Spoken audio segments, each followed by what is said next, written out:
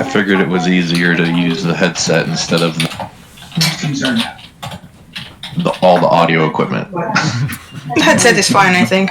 I don't know. And it was like hardcore bite. It was like not one of those side ones. It was like here. How? I have no shortage of microphones, but like, you know. I believe it. I don't know. I'm just getting taller. Alright. Let me see if I can. Let me see if I can figure this out. We got our stream going, but I know we're... Did you just drop Pac-Man? Is everyone in pajamas? I think I live in pajamas. 4 in the afternoon here, so I hope not. Well, I mean, it's 4 in the afternoon here, and I'm in my pajamas because, you know, I'm at home. Why would I be in jeans? It's midnight here, so... That's what I said. So fun. Yeah, 4 p.m. So. Still early. So, everyone ready? Any hour is good. Yeah, I'm about to hit. I'm about to go live. Okay. Dude. I know. I gotta open OBS up again. 1 second. I know we went live a few minutes ago, and I know a couple of us already went live. I don't know if everyone is gone. What? What was that? You could like hear a pin drop right now. Or Julius fall over? Alright, here we go. Maybe we wear too much black. I don't know. I'm wearing white. Thank you very much. What cares, David? I'm wearing one of my many Disney things. Alright. You hit your freaking shoulder really hard. Go live. Yeah, she hit my shoulder like... Well, why'd you shoulder check your mother? That's not very nice. Alright, that should be good. Alright. Now I just have to find out how to follow the chat on my tablet. Okay. I'm not the computer person in the relationship, I can tell you that much. Well, since I have 2 screens now, it's way easier. She has 2 screens over at her workplace. I do not over here. We also have 2 screens, but they both show the same thing right now. Because one of the screens is our television. I need 2 screens. Let me see if I can just search for my... Yeah. My screens show like 1.5 the same thing because I need you guys here to like one screen for the screen capture, the other one so I don't look sideways every time I talk to you. Did I go live? Oh, I can hear myself. Whoa. Let's see.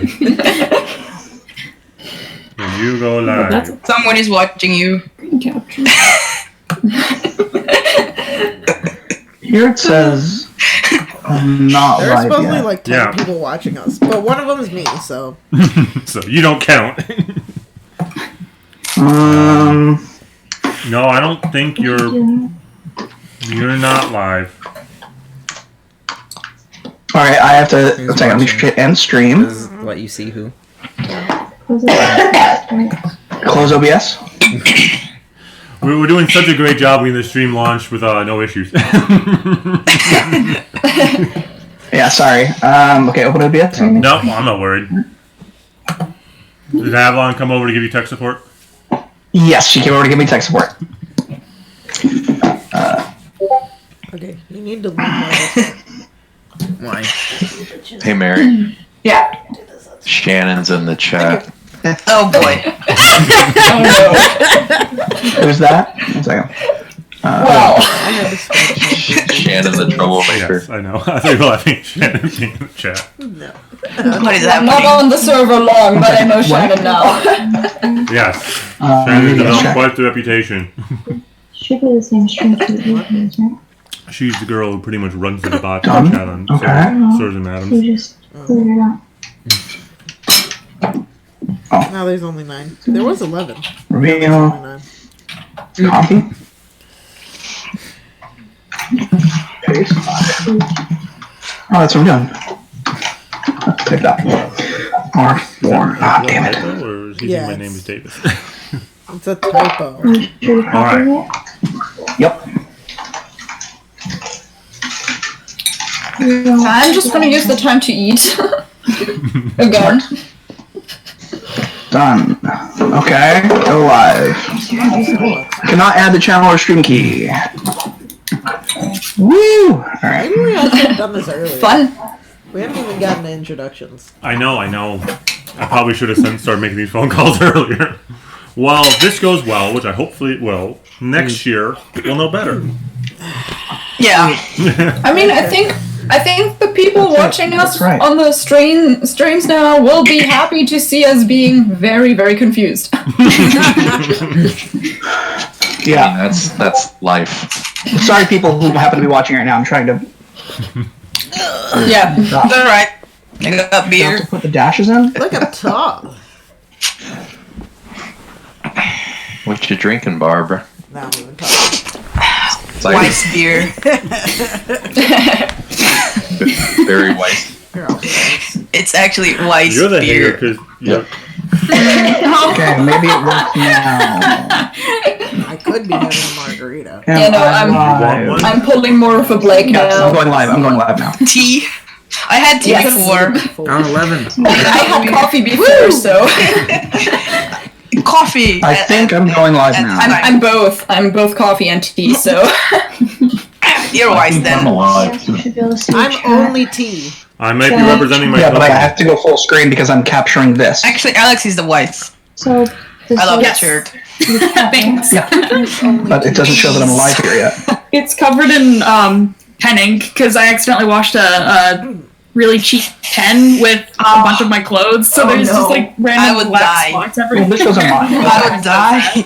I hand wash all my RWBY stuff. Okay, I guess I'm live, Good idea. but it's not showing up on my tablet that I'm live.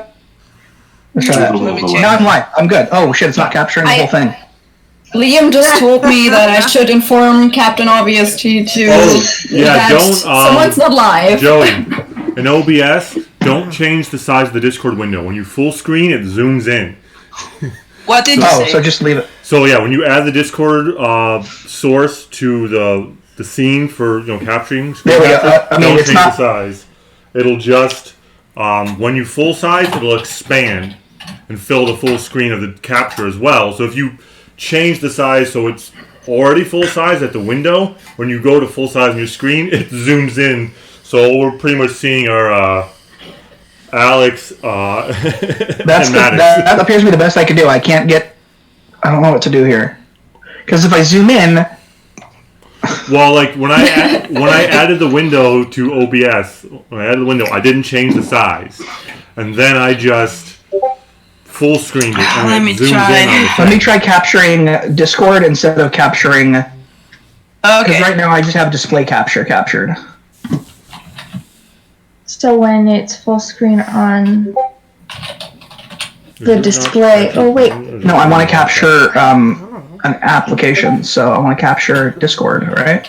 well no, because then you'll get the full Discord screen, and not Yes. just the The video. little video window in Discord has a little maximize button in the bottom right corner. If you scroll to it and hover over it, Yeah. you'll see a little maximize. And I just capture the screen and it's working great.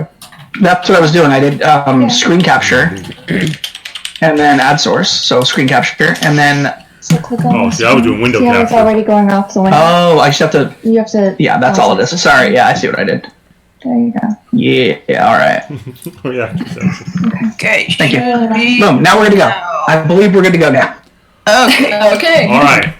I am live as well. Yep, me So too. everyone's live. Same.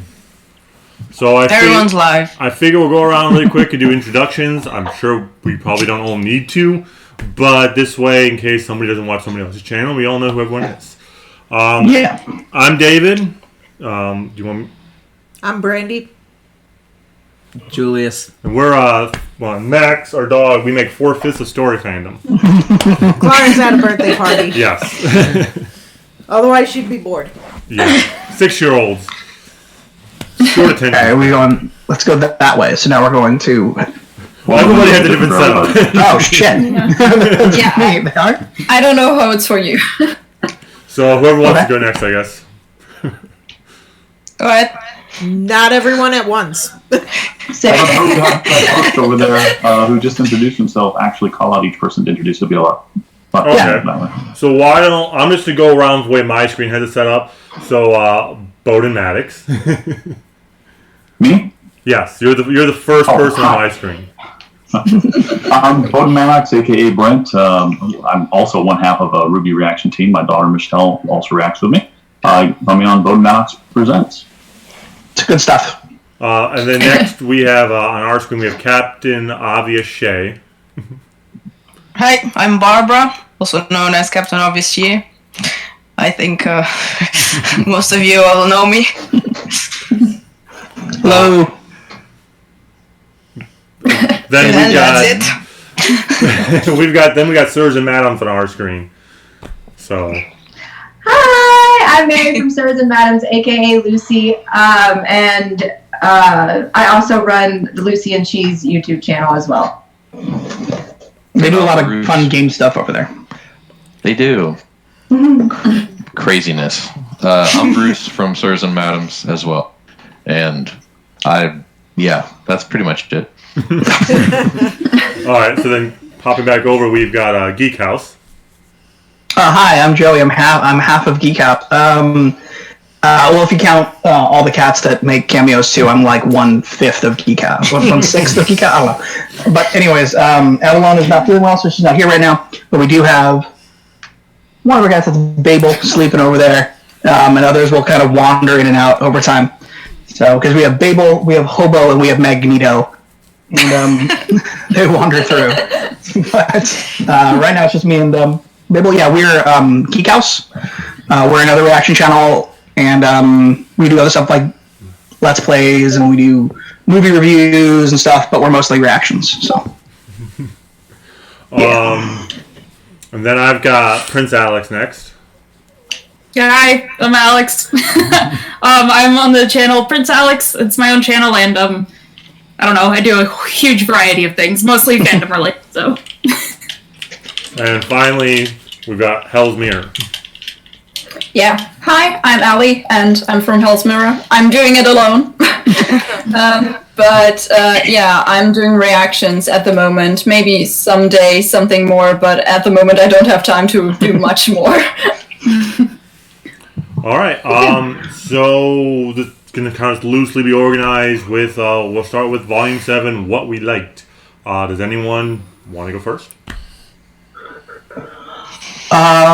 I can't if no one else will. Real quick, Dean Barry's in my chat. Hi, Dean Barry. He was going to be part of this, but he couldn't get a schedule. If you haven't watched his channel, you absolutely should. It's another fantastic channel. I know Murder of Birds was trying to schedule it too, but he couldn't. So there are a lot of other people who wanted to be involved, but sadly could not. But we do have a good group here. Yes. Yay.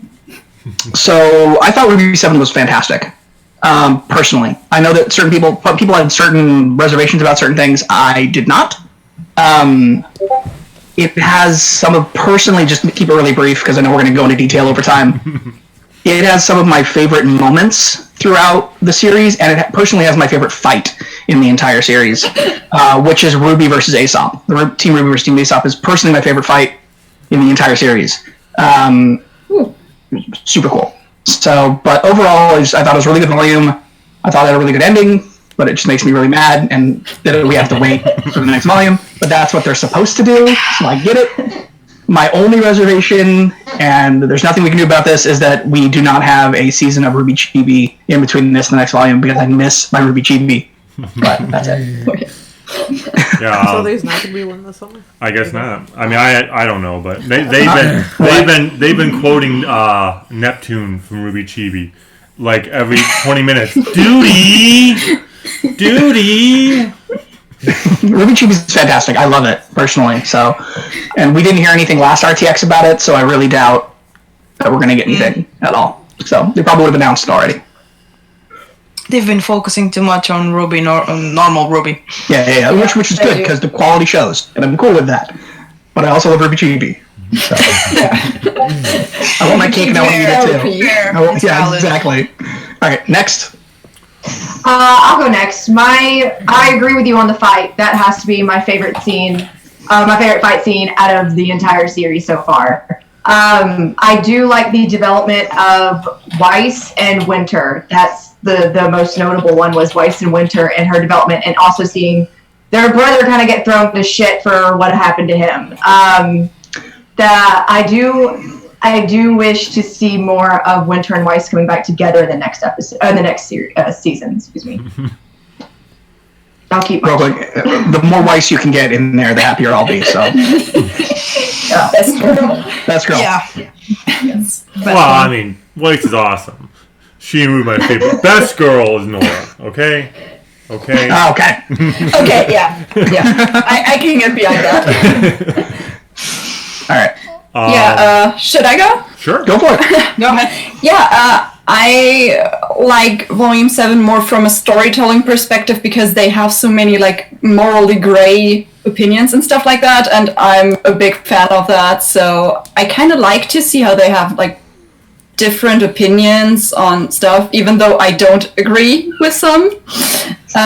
But I think they did that very well this volume, so I'd say that. And If it hasn't been obvious, was great. if it hasn't been obvious, there will be spoilers all throughout it. You should know that if you're in the chat. Well, that's part of the reason why we waited for it to go live for everyone. So. I figured 8 hours, gave me time to be done with work because I work Saturdays, but also gave everyone time to watch the episode before they came to listen to us. Yeah, absolutely. I know a lot of you have been lucky. We have not had our reaction cleared yet, so nobody's watched our reaction yet.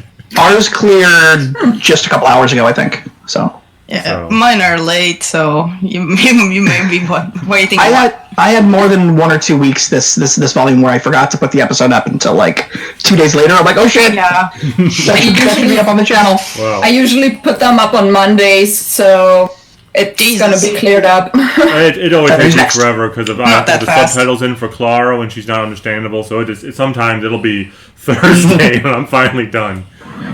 Anyone else want to go? Apraxia is no joke. Apraxia is no joke. I'm kind of split. I like the RWBY, Team RWBY and Aesop's fight, but I really like what they did with Neo with the 4-on-1. That was very cool. Yeah, I wanted more of that. Yeah, exactly. So that one, I was kind of like, okay, she is the definition of grace at this point. So basically, those split legs, toys with everyone with 4-on-1. So I think that kind of became, let's say, 51-49% between the two. It's that close, but yeah. As far as anything overall that I really liked.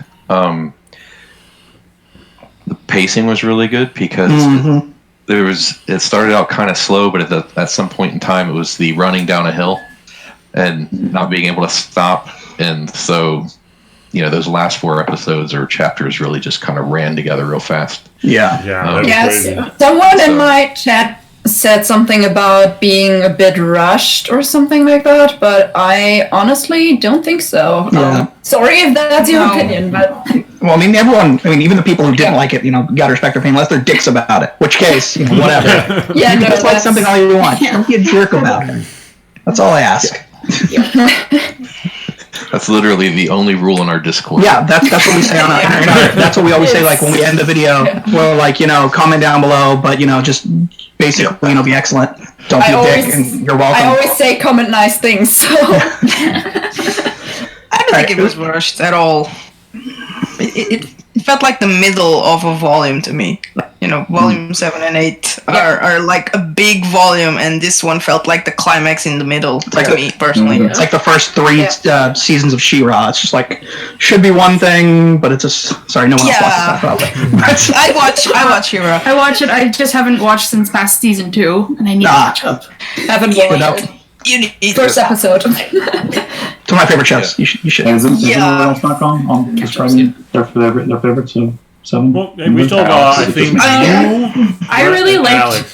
It's like probably a small thing that not a lot of people think about, but I really loved watching Penny and Ruby's relationship develop further. Because I noticed that with Ruby we see like all of her friendships and like her relationships with everyone else, but like Penny hasn't had anyone before Ruby. Like Ruby was her very first friend, so getting to see that again, and then seeing her become friends with Winter sort of too at the same time, I adored that. I miss Penny a lot, so I was really happy to see her again. Going off on that, something I really like this volume was about Penny as well, is that they gave her a lot more of characterization, which was something that was missing in the past volumes. Because I personally, I didn't feel a lot when she died in volume 3, just because she didn't have a lot of screen time before, so I didn't get too attached to her. I mean, I was sad, but I didn't cry like with Pyrrha. And I think volume 7 gave her a lot of good characterization and a lot of more character to her. Going off on that. On Penny's death and not being sad about it, what happened for me was I started reacting to the show way late, obviously way after everybody else got into the show. And I had there were certain channels, I'm not going to name names, no one here, who happened to put really big spoilers in their thumbnail. So I had her death and I had Pyrrha both spoiled for me before I got to them. And they weren't quite the gut punches I kind of wanted them to be because of that. But that sucks. That happens. Yeah, it does. Like I've already seen thumbnails with Maiden Penny, like already, and I'm just like, give people like, okay, come on. Well, that's bad. I mean, in hindsight, it's obvious, but still. I know. People. Yeah. I think Boden's still has to go. Yeah, I still have to go. I will go still. Volume 7, to me, Volume 7. Yeah, you have to, obviously.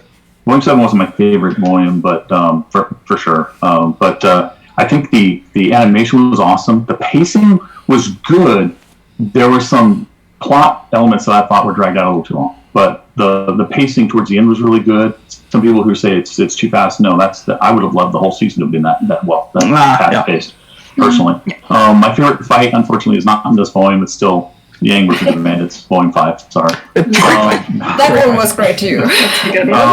But my favorite aspect of this, if I have to pick one, is probably Winter, and getting to see her again. That isn't a character short. Getting to see her in the main story, getting to know her character more, getting more character development, finding out what her emotions are like, what her feelings are. She's got her loyalty is very important to her. It's number one, almost like it is for Ironwood, except. And we saw bits of Ironwood having a lot of doubts and emotions and feelings as well, although he's kind of gone a little over the edge. But she's got all of that, but she's still very loyal. I mean, it's all summed up at the end when she tells them all, turn yourselves in, and if you're not going to turn yourselves in, run. It's all summed up there. So I loved Winter for this one. There's something I want to say about Winter's development, but I'll say it after everybody's gone. So, okay. So I guess we're last. Fine.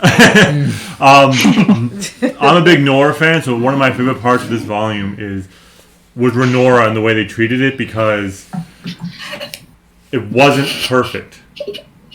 I mean, the kiss was great, but what I love is sometimes you see this a lot with less skilled or more inexperienced writers. You get kind of two characters who are together, but they're not really main characters, because as much as I love Nora, she and Ren are they're main adjacent. Jean's kind of a main character, but they're just sort of there for Jean. And so usually when that happens, you get characters who are just kind of, they're together and they're happy, but no one's ever happy. Even if you love the person, I say that horribly, but you can love someone. You're an extreme stance. I want to switch. What I'm trying to say here, aside from my foot in my mouth, is that even when you love someone to death, even though they're your soulmate, you want to be with them forever, you're gonna fight. We know who's sleeping on the floor tonight. You gotta work at it.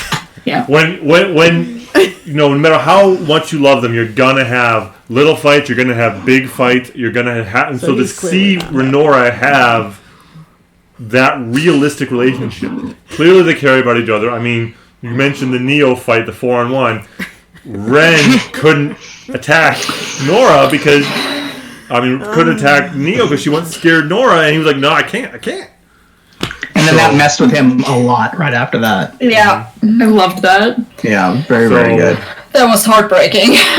So I really liked that level of detail in writing, because it's something that a lot of writers sort of just they gloss over because they're so much worried about all the other aspects of their story that they don't worry about. Because it's in the background. I totally get what you're saying.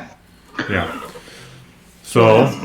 You're like next in line. Oh. My love, my beautiful, my soulmate. Yeah. Careful, she knows where you sleep. Tonight it's on the floor. We know that much. You like the dog's bed, right? Would you share with me, Matt? Or he's asleep. He ain't gonna share with you. He's asleep. I think my favorite was the moment when Oz came back and he was like, "I'm not the one who saved you. You saved us." No. And it kind of showed that yes. like there's a lot of growth going on with Oscar that they're not really showing, but what they are showing, I really, really like. I liked when he punched Neo, which I love Neo and all, but that was kind of hardcore. Like, I was like, oh, Oscar! That punch was great. I saw a lot of people complaining about that moment. Apparently there was a miscommunication between the writers and the artists, where like Oscar was supposed to come right around the corner and she was supposed to be standing right there so she didn't see him coming. But I still thought it was a cool scene. Yeah, so did I. But, I think it was. I see it as less like she's not fast and more like, is he really gonna try to punch me? This guy? Really? So This corny kid. this kid. And I think what I didn't like was we didn't get enough Maria. I love Maria. I'm sorry. Like, she was in like 2 scenes. Everyone loves Maria. Man. Everyone loves Maria. What? I was actually afraid they were gonna get rid of her. Yeah. Yeah, me too. But Yeah, they did need her to fly the plane. Right, they need a pilot. They needed a pilot. That's all they needed. Julius, your last. Anything else you want to add in? What was your favorite part before we? She took mine. She took my thing. I told you what I was gonna say. You told me go first. I told you what I was gonna say. I would add. I asked Clara, and she said her favorite part was when Oscar activated his special power when Oz woke him up. That was her favorite part. Oh, okay. Similar to yours. That was hers. Was that moment? Real quick, Avalon, what was your favorite? Can you had to pick a favorite moment from the volume? Silence. What was that? One second. It's like dead silence. Royce visibly cringing from being asked to go dancing with Blake and Yang. Oh, her favorite, if you didn't hear that, it was Weiss visibly cringing when she was asked to go dancing with Blake and Yang. That was her favorite. That was her favorite moment. We go into the movies. Yeah, we're going to the movies. Real quick, what I wanted to say about Winter's development before I forget, because I will, is I think one scene in particular really showed her. Good writing is when you can show a lot about a character without a whole bunch of exposition. The exposition can be awesome, obviously, but the scene where she is at the meeting with Ironwood and Robin and her father, and you see her just kind of like tapping her foot, and she's just like doing everything she can to stay stoic, and then just has that incredibly brief slip-up, which she wanted to happen, tells just so much about her, in my opinion, and her history and her connections, that I think her giving way more than her giving a speech would have. Yeah. So I thought that was a very cool moment. And then the scene she had afterwards with Penny. Any scene she had with Penny was pretty much gold. Yes. So I love that friendship. Yes. I'm sure it caused many ships to sail, but I wonder what that ship would be called. Are you kidding me? It's a RWBY. Literally, there's literally a ship between everything, including inanimate objects. There's a ship between RWBY and Crescent Rose. So yeah, exactly. That's what I'm talking about. Yeah. Which honestly is probably the most realistic for RWBY. Yes. As much as I love personally, less romantic for RWBY. Guns N' Roses. Yep, Guns N' Roses. Nice. So before we move on to the next thing, I'm just going to open up anything else that people like that didn't get mentioned that you guys want to chime in with. I got one. I liked how there's certain characters who are kind of like, I don't want to say going crazy, but they're starting to lose it a little bit. And the voice actresses that were able to really convey that. So like the most recent chapter was Cinder. Oh yeah.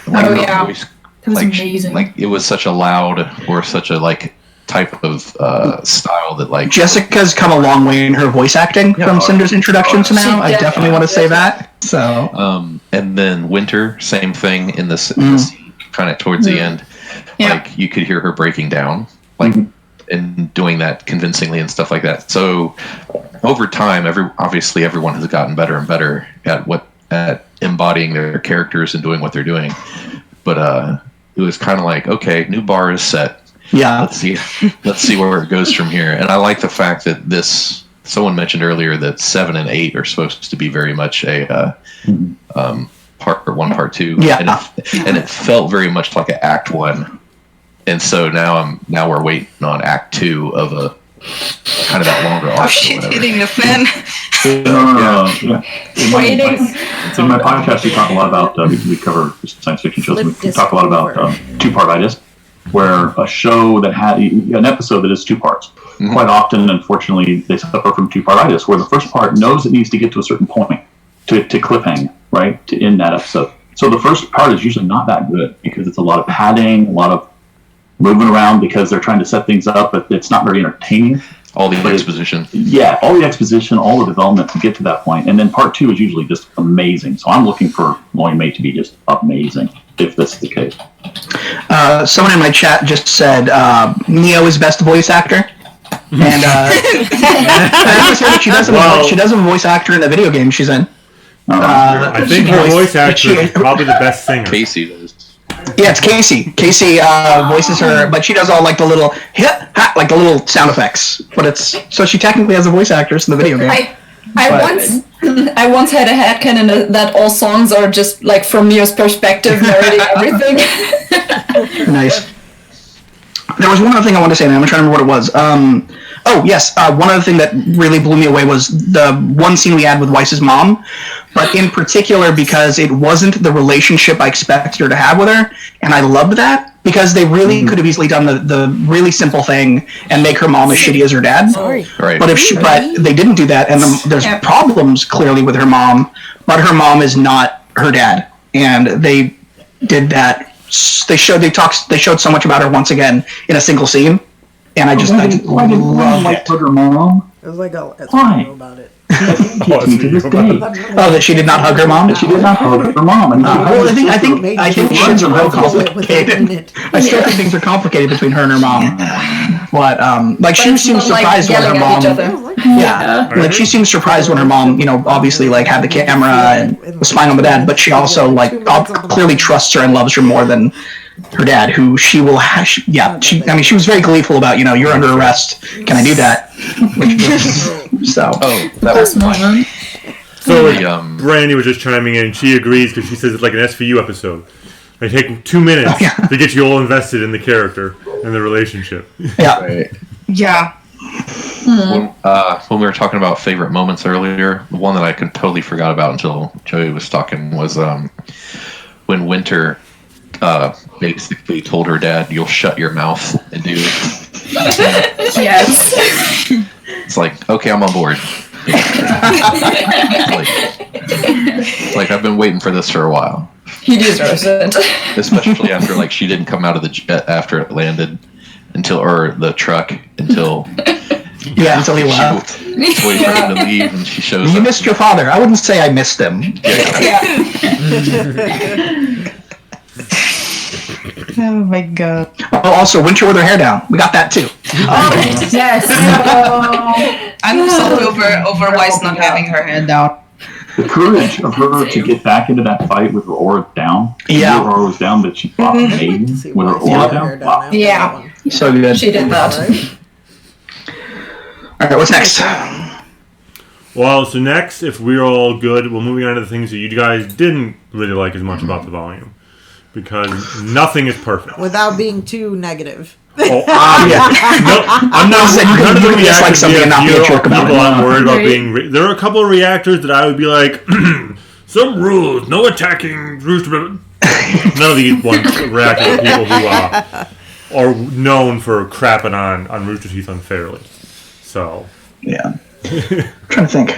Someone else go first because I've got a I think it's perfect, but I'm super easy to please. Honestly, it's hard. I'm the same way, Joey. I'm the same fucking way. It's I'm trying to think of something. I have a few things that I want to happen, but they could happen in bait. So I'm not it's not that I dislike it. Yeah, I understand the pacing and not having it this season, and I understand having it next season if we're gonna get it. But I would have liked the Bumblebee kiss this season, but there was no appropriate plot point for it. It needs to be the perfect moment for it, and we didn't have one in this, and I didn't want it to be forced.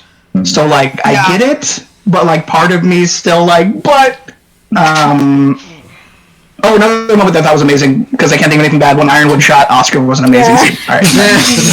A lot of people disagree with you. They think that's a horrible scene. I thought it was an amazing scene. Being So, shot, Iron would be like. I think Ironwood's a great villain. So I see him as a villain.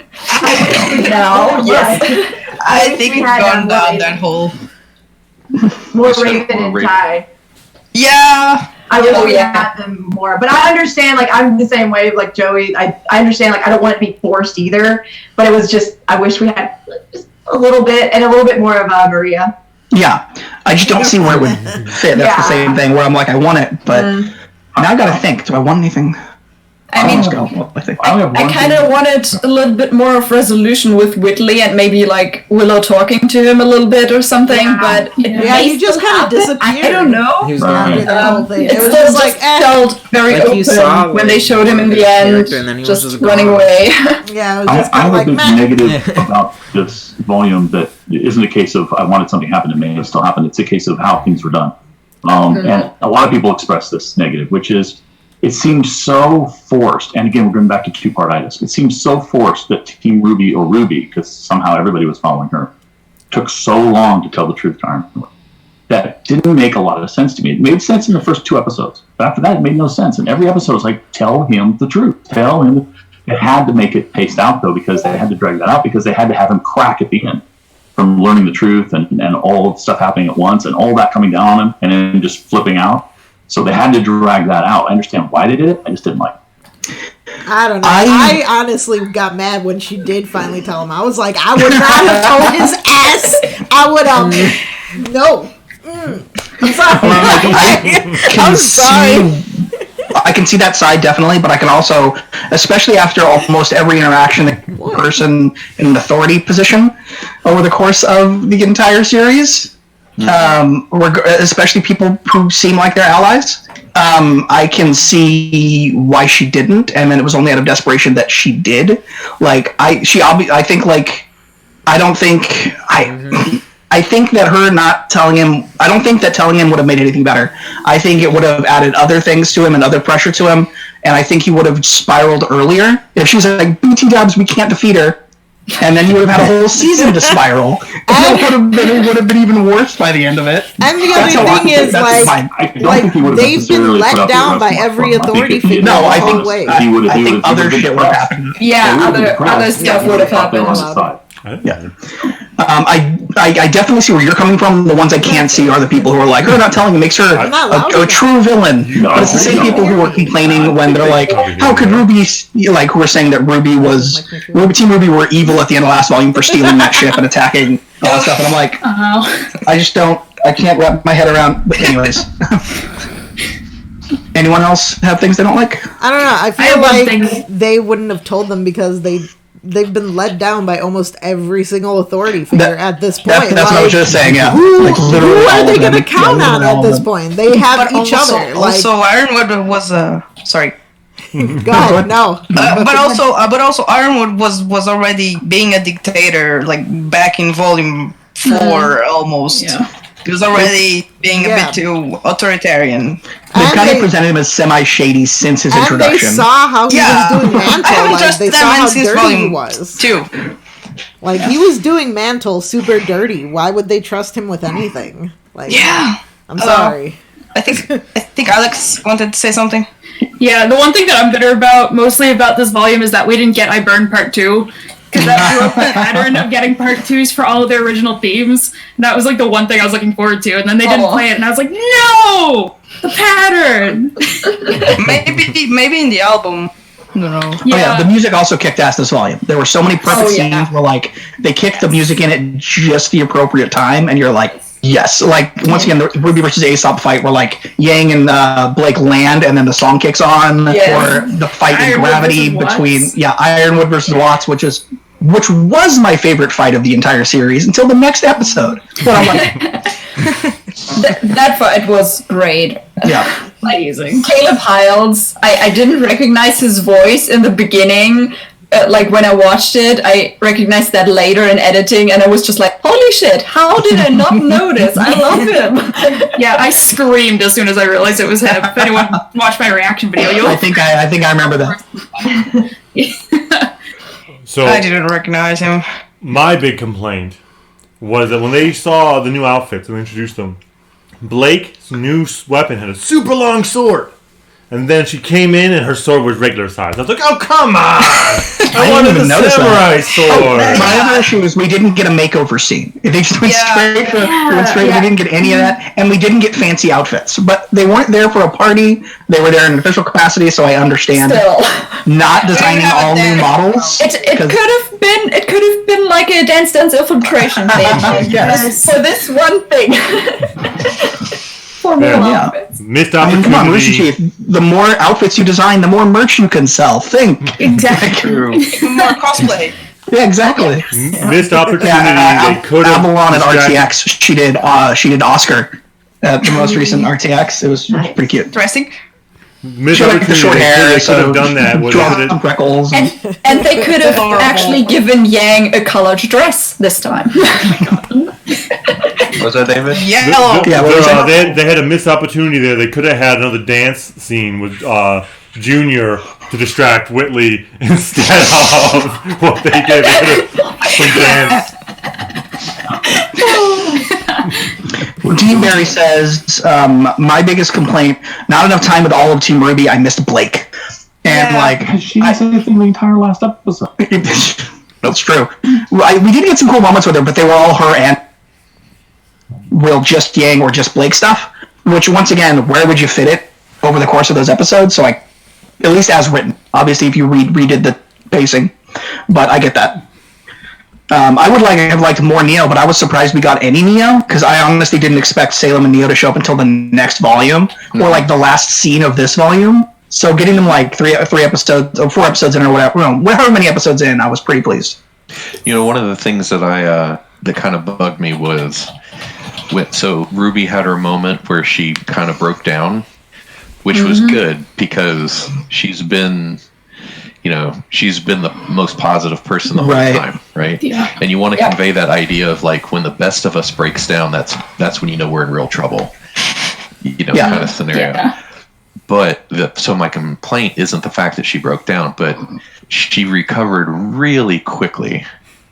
And I don't mean a few minutes, but the second that he said, Ironwood said something about the lamp, keeping the lamp, and she was automatically just kind of fine and said, I thought you said we could keep it. It's like, wait a minute. I think she'll have her moment when she has a moment. It's been I feel like it could have been just hardcore repression. As soon as there's bigger problems to focus on, so it's gotta focus on that real fast. She compartmentalized. She was it a little bit slower, showing how she changes a little bit, as if she struggles to focus on for a moment. That's all I'm saying. Maybe do a little bit more with her facial expressions. I saw somebody, I don't remember what reactor it was, or if it was on Instagram or something, because I'm not really on Twitter anymore, because I just get spoiled whenever I'm on Twitter, so I just ignore it now. But unless I'm posting that I posted a video. But someone made a comment about they were wondering why she had that, that Martha moment, if you want to use a BBS reference. But it was because I liked someone said that Salem basically took away RWBY's one really, really good memory and kind of soiled it by saying, being your mom said the same thing and I killed her ass, is basically what she said. And twist the memory around. And twisting it and really just kind of and I liked that. I liked how they showed that though. Yeah, so good. I thought it was strong. Yeah, the sunrise or the sunset behind Summer and all that kind of stuff. And then the second they flipped it over, it was the dark clouds. And that's visually showed about that scene though that we're talking about with RWBY's kind of breaking down. Can I back up? And am I the only one that thinks RWBY was really dumb for telling her enemy the secret that she had that her enemy didn't know she knew? I didn't even think about it that way. Get Salem on nerve. She was giving her an important secret in their war that she had that she didn't know Salem knew she had. I didn't think of it that way. You got to think of it this way: she's a good warrior, but she's not a tactician. Yeah. She is kind of runs off her emotions, which normally works really well. That's really a great point. And it's actually the same point I always brought up with people who complain about the end of Volume 6. is that Ruby's kind of and John too, but they're kind of reckless teenagers. So that right there was kind of a stupid, reckless thing to do, but it's exactly what you'd expect her to do. Let's be honest. Like, they're some of the best fighters out there, if not the best, which they made a point of this episode. But like, they're still kids who are still sometimes reacting like kids, which for better or worse. But yes, that was a dumb decision on Ruby's part, but I think it was a purposefully dumb, if that makes sense. Like, I could see that fitting her character, because she tends to be very, very brazen. As someone who teaches high school age kids and some early college age kids, it's very accurate. See it all the time. Just throw all the kids under the bus with that statement. All right, Julius, bye. Under the bus. With a big family like I have. I think Summer's still alive. I don't want to come back to agrees with me. Well, we can get to that right here. Does anyone else? 50-50 on that. I think she is. Does anyone else have any other complaints about Volume 7? We need more Tai Yang. That's it. Yes, I want Tai Yang back in my life. That's more Tai Yang. I want Tai Yang You just like Bernie. I love Bernie. Say something. Yeah, good. Yeah, I just wanted to say something about Renora that I love it, but I think they could have done a bit more with it this volume. You know, I felt like there was a couple of talks missing after the kiss at the rally. There was some parts like they jumped a bit into being a bit more normal, and then having Ren being all. I think part of that is that like they're not getting the chance to have that healthy conversation. Because like every time, because they had that moment, you know, and then they had that the really funny conversation where it's like, who are they talking about again? I don't even know, which was really funny. The parallel. But, parallel to but the fact is they had that moment, and then immediately there was the slaughter.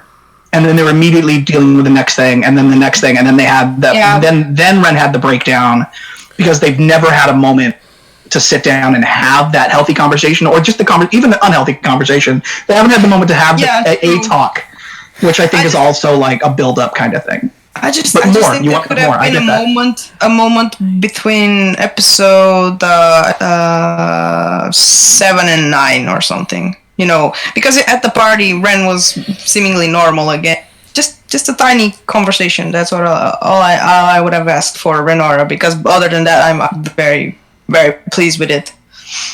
Yeah, I'm chiming in for Brandy because she keeps nudging me to do that. She says, absolutely. She feels like what was it? That Bumblebee got more development than Renora did. They honestly like focused a little bit more. We saw more of their relationship, which wasn't even fully like out there for us. It wasn't, and it was like Renora was like, okay, we're gonna back burner this. There you go. I don't know. That's what it felt like. Okay. I can see that. If we're done, go ahead. No, I was just saying if we're done. Well, I was just saying I have someone in my chat who said that John says he wishes he would have seen more Faunus racism, which I can see that because we didn't see much of that. He says he would have preferred Blake be the voice of Mantle, not Nora, and I could see that. But that's also I also kind of see where like Blake stepped away from that being her fight. Like I think that's kind of part of her development. Is that like she's kind of not that she doesn't care, but like that's just she's moving on, so to speak. So I can see her why she's not the voice. Plus, it gave us some Nora development, which is something we've had like not much of. Yeah, Nora always puts her in a situation that was similar to the people of Man when she was young. So I can see why she was the voice. Absolutely, yeah. But I do agree that seeing more Faunus racism wouldn't have been a bad idea. Yeah. We got a little bit of that with Marrow, because we could see his reaction to things, and like we got really upset very briefly, but he got upset when he saw the Faunus servant at the house, and he's like, not a bad idea, I'm gonna patrol. So like it was subtle, but it was there, I guess, if you were looking for it. I guess I didn't But even it wasn't notice like that, so it must have it been wasn't real like subtle. outright like being beaten up in the streets. No, I didn't even notice the thing about Marrow getting upset about a Faunus servant. It must have been very subtle because I have no memory of it. So it was just whoosh well, it it was very brief. It was Mostly looks. Yeah, it was Crow turned down the alcohol, and he was like, "I'm gonna go for a walk." And then you saw Marrow kind of look, and he looked at the Faunus specifically, and he's like, "Not a bad idea." And then he like went off because he's mentioned a couple times about like the mistreatment of Faunus. Like he's pointed out situations about it. So it just seems like it was there, but it was kind of shown through his reaction to things and not seeing Faunus in cages and shit. So Yeah. I think it could have worked with both Blake and Nora, you know, like a Faunus and a human perspective on this discrimination of mental. Because mental isn't just Faunus, obviously. The people discriminated there are also humans. So it did make sense to me that it would be Nora as well. Because Nora is the one that's been the homeless one. And, you know, the one that suffered the most with that kind of stuff. And we never got the Nora backstory. They promised us this volume. Yeah. I wished. I was so expecting it. So next. So we're moving on. I think it was Brett that said Summer's alive. Well, I think a bunch of us said Summer's alive.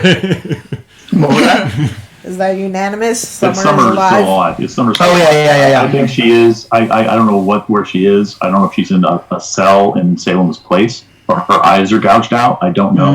But we've never seen her body. Nobody has talked about her actual death. We've had Salem this volume just hint that she might have killed her, but nobody actually showing us that in flashbacks. All the flashbacks are live. There's a lot of me. We saw lots alive, even though we thought he was dropped into lava. I mean, I don't think she's dead. Yeah, because they've specifically mentioned that she never came back, and so like the grave is more like a marker, and it's like not an actual body. So that is a good point. Yeah, she could absolutely be alive. And they get really uncomfortable anytime she mentions it, and it's they don't get that uncomfortable when people mention death around them. They've seen death, they've dealt with death, but every time she mentions it, Crow kind of like stiffens up, and then Oz doesn't want to talk about it, and stuff like that. You kind of notice too.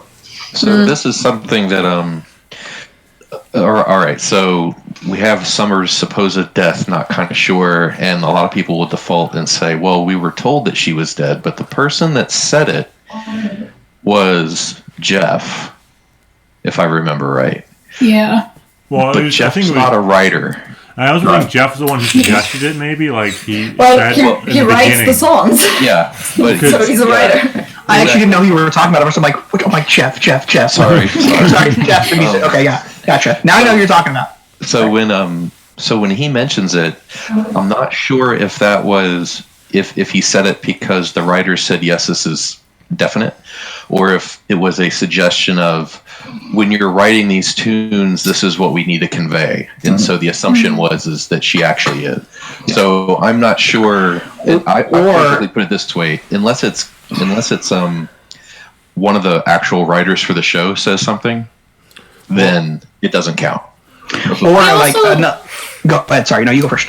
He also said like it wasn't about Red Flag Roses Part 2. At least wasn't specifically about Summer's death. It was about Ruby's perspective of Summer's death. So if Ruby is convinced that Summer is gone, then there's no confirmation there that she actually is gone. It's just Ruby's perspective of that. Right.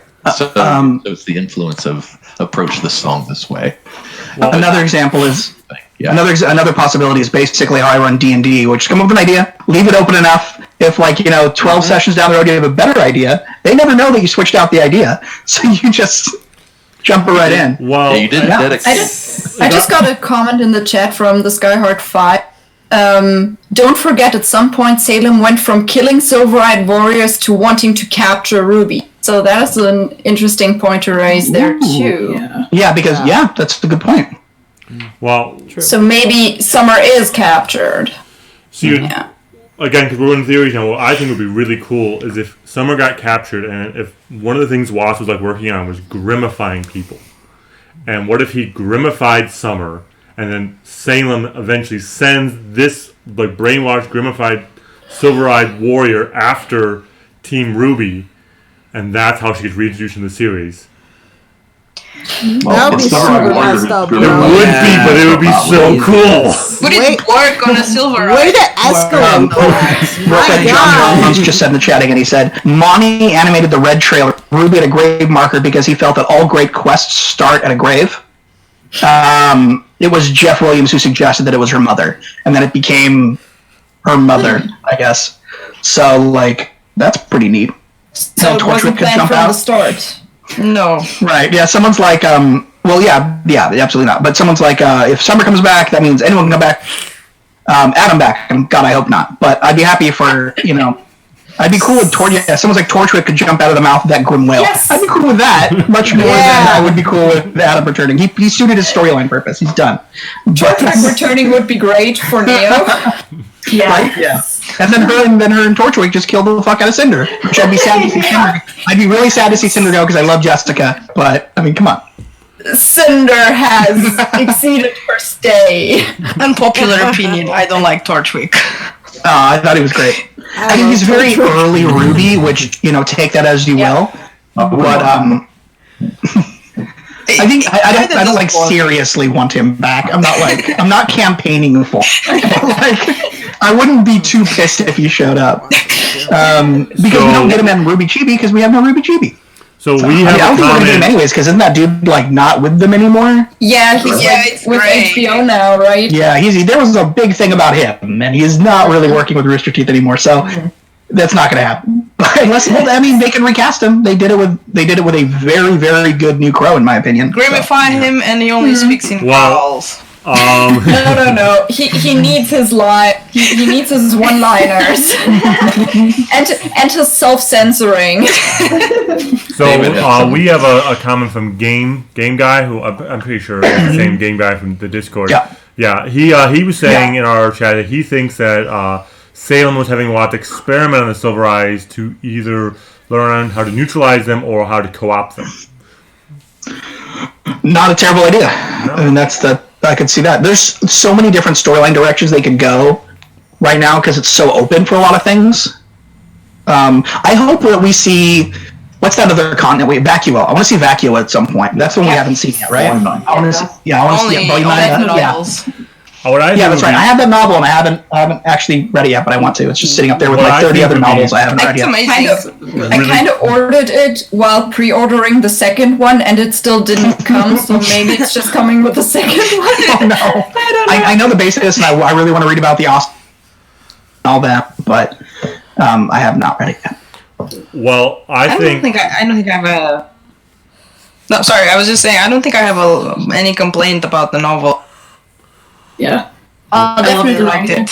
What I think would be really cool is to find out that what if Summer was from Vacuo and she left Vacuo to go to school in Vale, but she left behind her dad, who could be the grandmother or grandfather in the Red Riding Hood tale, maybe somewhere in an oasis in Vacuo's desert. That'd be cool. I mean, that's on the body prediction, but that'd be cool. Could be cool.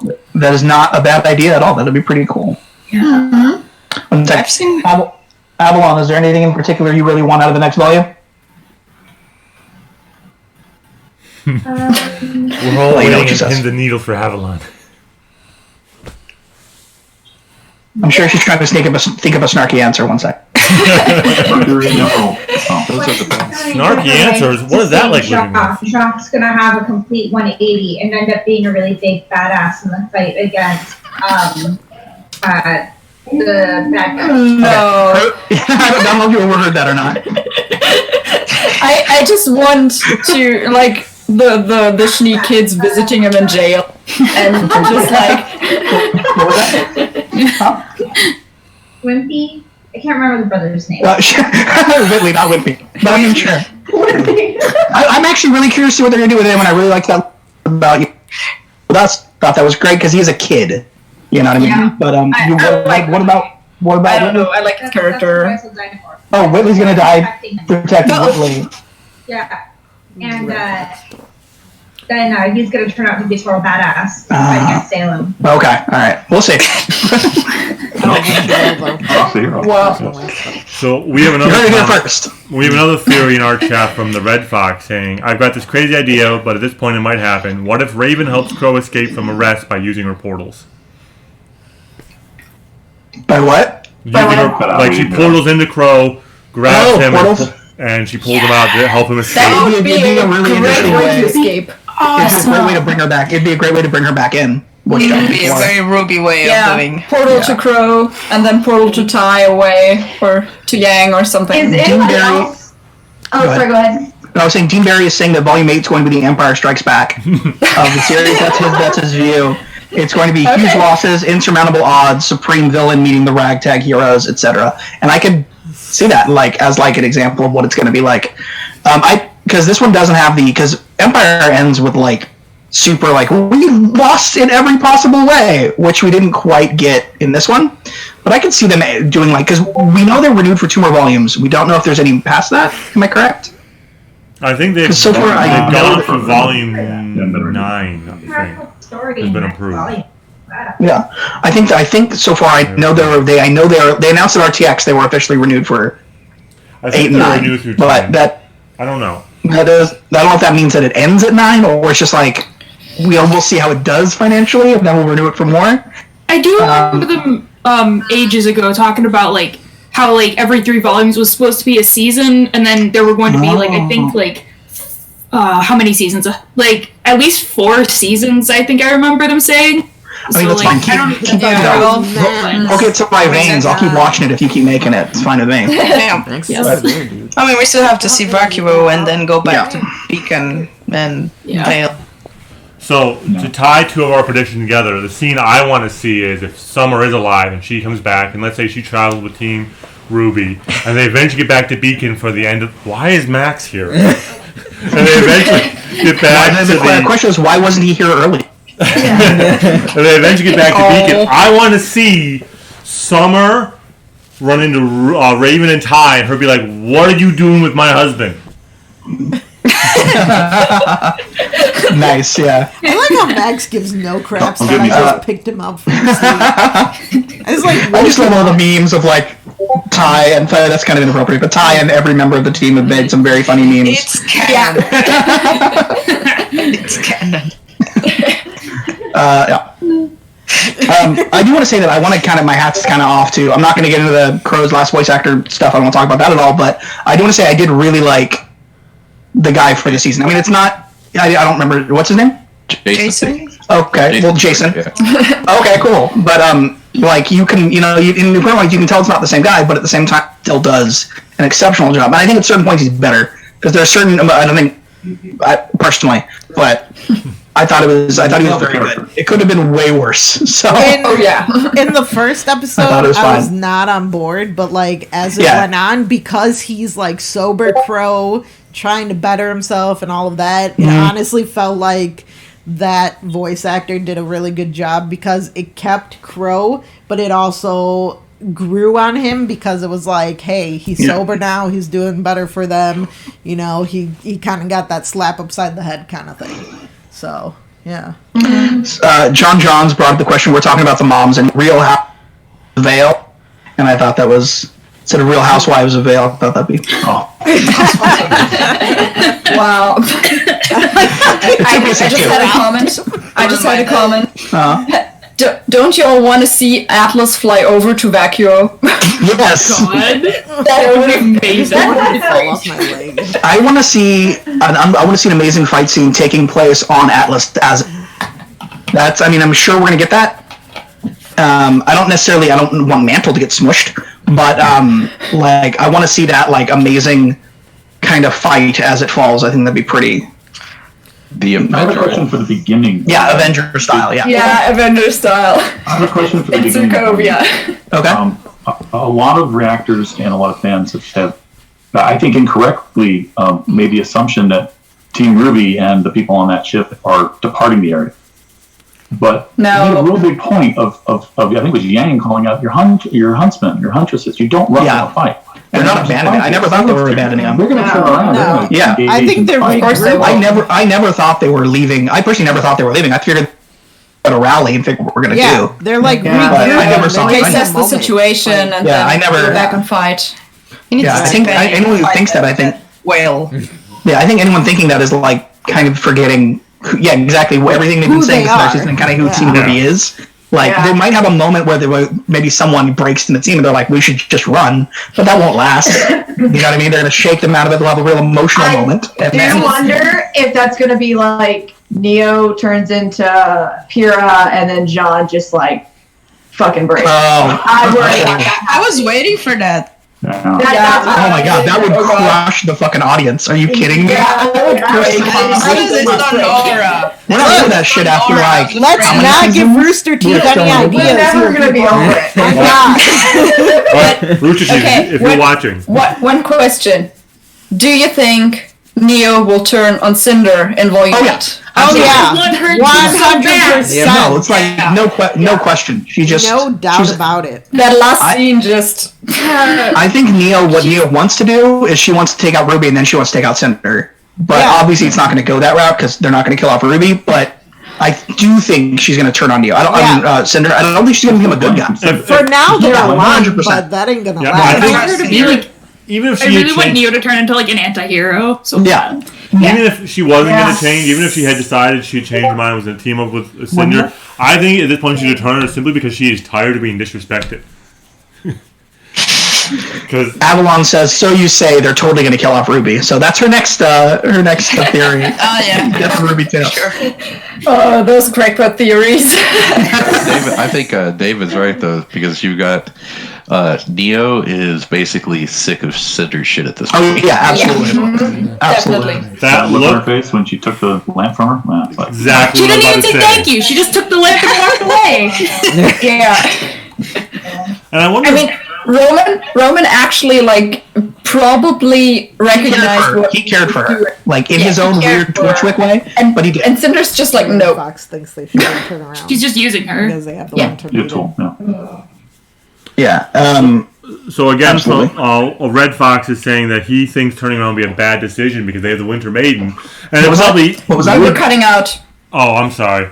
We have another comment from Red Fox saying that he thinks they should just go. Turning around's a bad idea. They have the Winter Maiden. But they do have the Winter Maiden, but they're not. I mean, even There's if no way. there's no way they're turning around. I mean, even if that would be the smartest move, they're not going to do it. John says, and I have something I want to say about this. He says, only problem I have with Neo killing Sid robs Jean his opportunity for revenge. And I don't think he needs that opportunity for revenge. I don't think that's the direction his development should go. No. Because that doesn't seem the way he's focused. And getting he did at one point. Yeah, I know he did. A couple volumes ago, he had that like whole "I'm gonna make you pay." But then I think that also kind of shook him out of that, and I would like to hope he's moved beyond it. Especially after being at Kila's statue. That scene totally did for him. I think it would be kind of like a it would be a dog with my hands. Jamie Lannister-esque step back in his character development if he decided he was going to suddenly kill. Oh, don't bring that up. I'm going to be so mad. Jamie Lannister has to step back. I'm going to go back to my twin sister. That is horrible. No. Sorry, I didn't mean to sidetrack, but that's just what I mean. I think it would be. I think him seeking revenge at that point would a step back in his character development. You just had to bring that up, didn't you? I know. I mean, if the opportunity arises.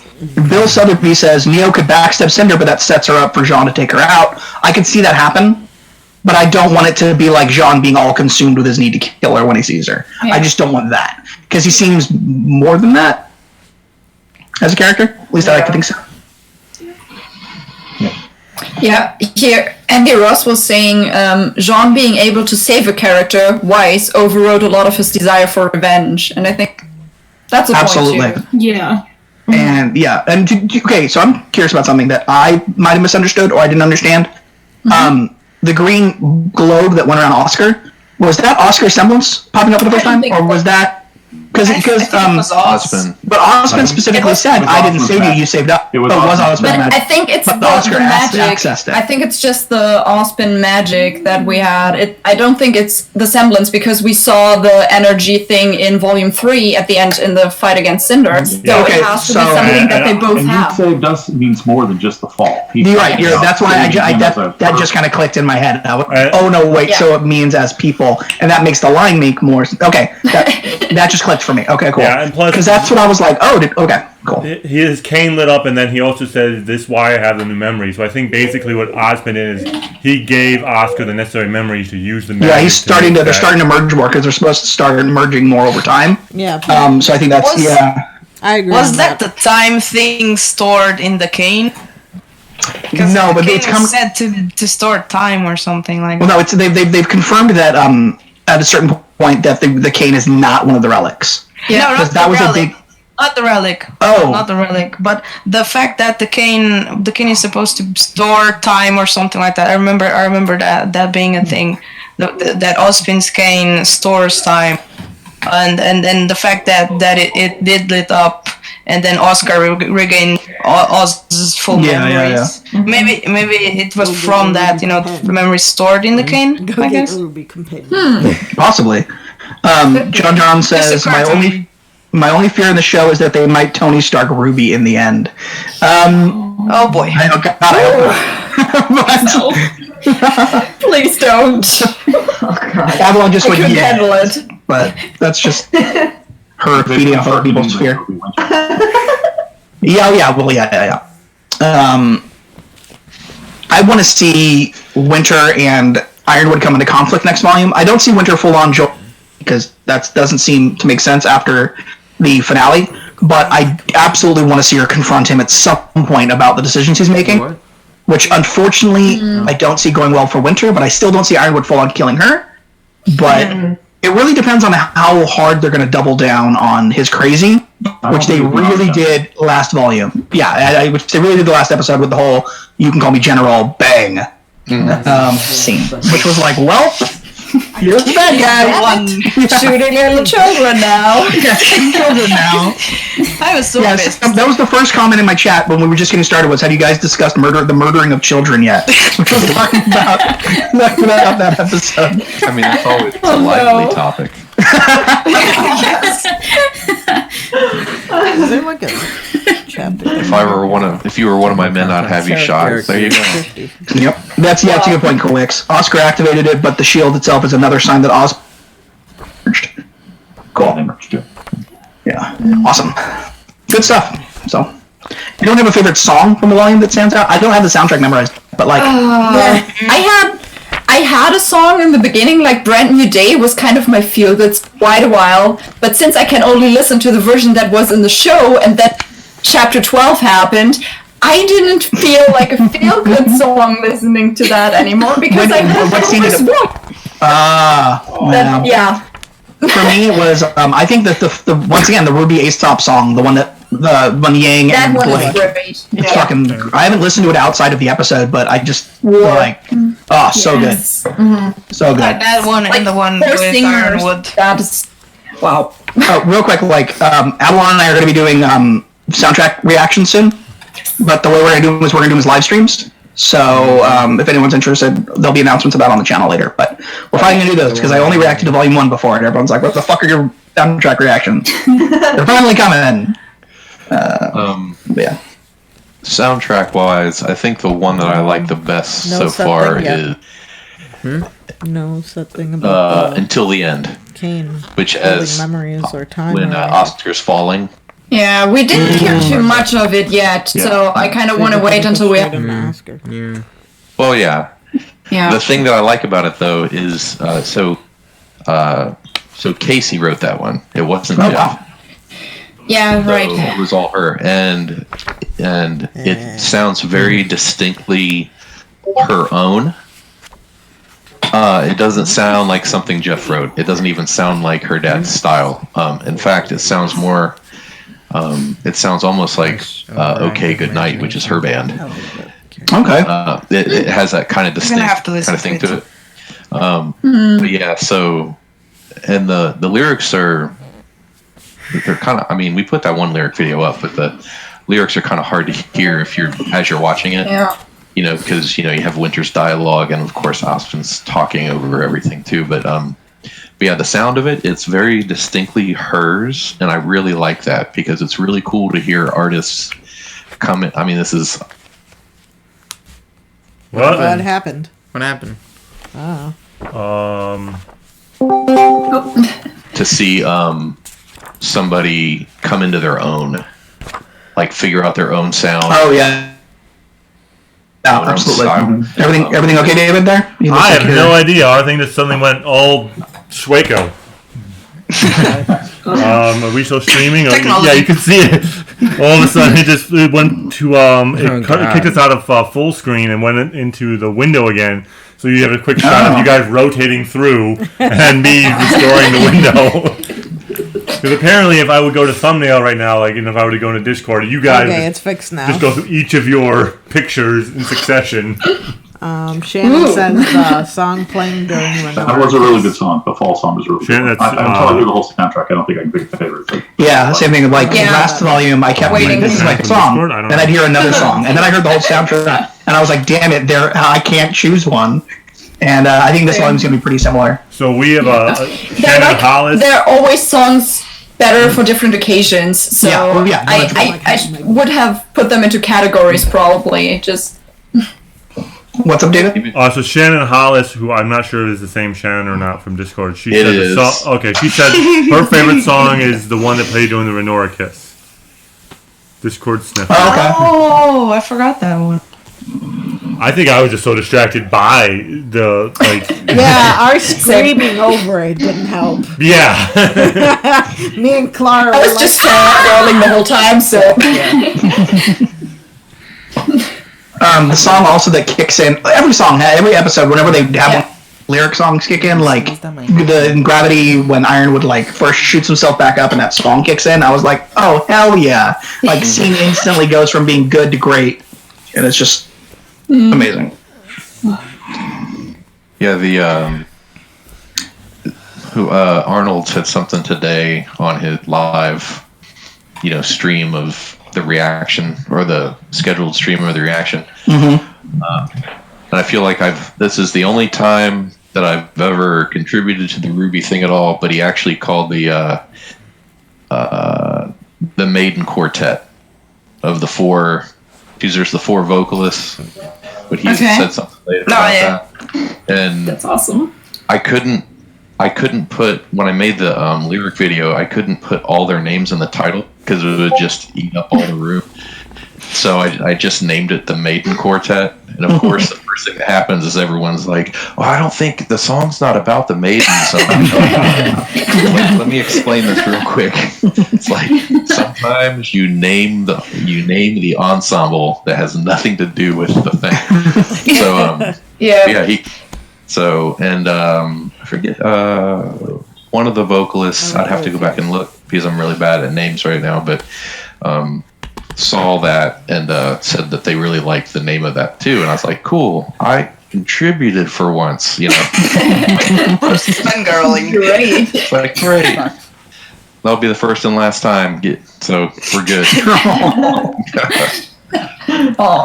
So don't be so pessimistic. The Red Fox says that they want to hear the song that plays when the fight between Team RWBY and the Ace House, not War, but the instrumental that plays before it. Wow. Ooh, yeah. That was good too, yeah. Me personally, I love a good instrumental piece. I can't think of any songs that I didn't like, so I guess that's a good sign. But there was a song where I'm like, I don't like a specific song. Like they all suited the scenes they were in, and I have to sit down and actually listen to the soundtrack, as I said before. I can be like, I like that one, I don't like that one, whatever. But pretty sure they're all great because they pretty much always are. When they release the soundtrack, I'll put it on my gym playlist and then I'll let you know. I'm not kidding when I say. I like some certain go ahead. I'm not kidding when I say that RWBY is literally the only thing I listen to, so I'm very excited to have something to add to that. Yeah, I have a really big playlist, but every few songs there's a RWBY song just because there's so many of them. Yes, that's like me in a Life is Strange soundtrack.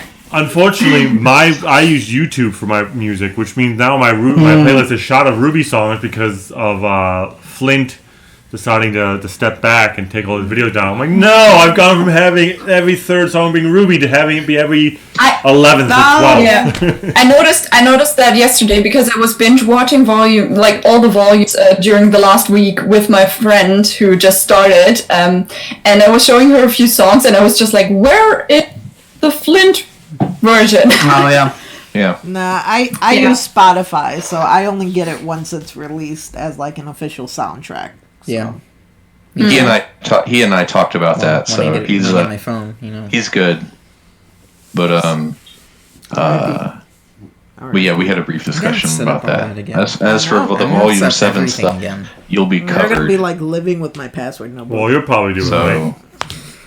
Maybe. You've done like 3 of them. We did lyrics. Yeah, well, soundtrack reactions are always a little bit easier when you have lyric video. Yeah. I don't know how long I want to wait. You're not a speaker. Actually, you're not a native speaker. Yeah. I can only imagine. Don't worry, it'll get covered. Thank you. Thanks. That conversation has already happened. Don't worry. That's the thing. It's like we're gonna finally do our streams about the soundtracks, and all those videos are gone. Right. Much less easy than it used to be to do those, but it'll be fine. I'll just like bring up the lyric website and like be like, all right, here are the lyrics. Not as cool, but easy lyrics. So any can't wait. Well, a little bit earlier, someone commented and said, "What would you say to the Aesops if you saw them again?" I thought that would be a really interesting question. Just like, I would probably ask Harriet what is up with you, because Harriet just went crazy too. Well, so did the woman with the hammer, whose name. Yeah. She did too. She lost her shit too. Honestly, really betrayed. Yes. Yeah, the main one who was like, "What the fuck?" was Marrow, who's best boy. So that makes sense. Where he was like, "Stop it." It's just you chimed in out of nowhere. Like, what do you guys want to say? Yeah. It's just like, whoa. Who's your Calm favorite? down, sweetie. Who's your favorite Aesop? Marrow. Marrow. I think Harriet is one of the character designs of the entire series. Honestly, I love her character design, but Marrow is the best character. So what was hilarious is that I hated Clover from the beginning. Like, as soon as she saw him, I'm like, oh, this guy. And they liked him. But then when the entire scene happened where he died, I was like, oh, well, I actually liked it. I think that... And they're like, no, he's a jackass. So we completely... So I hated Clover up until then. And then I was like, yeah, I like it. And then they were just like... I liked Clover in the double pack with Crow. If he would be like just on his own, I wouldn't be such a fan, but like in double pack with Crow, it made much more of an impact because I was worried about my baby Crow. Yeah, you had no reason to be worried. Right. I think I spent like 2 minutes quiet after that scene.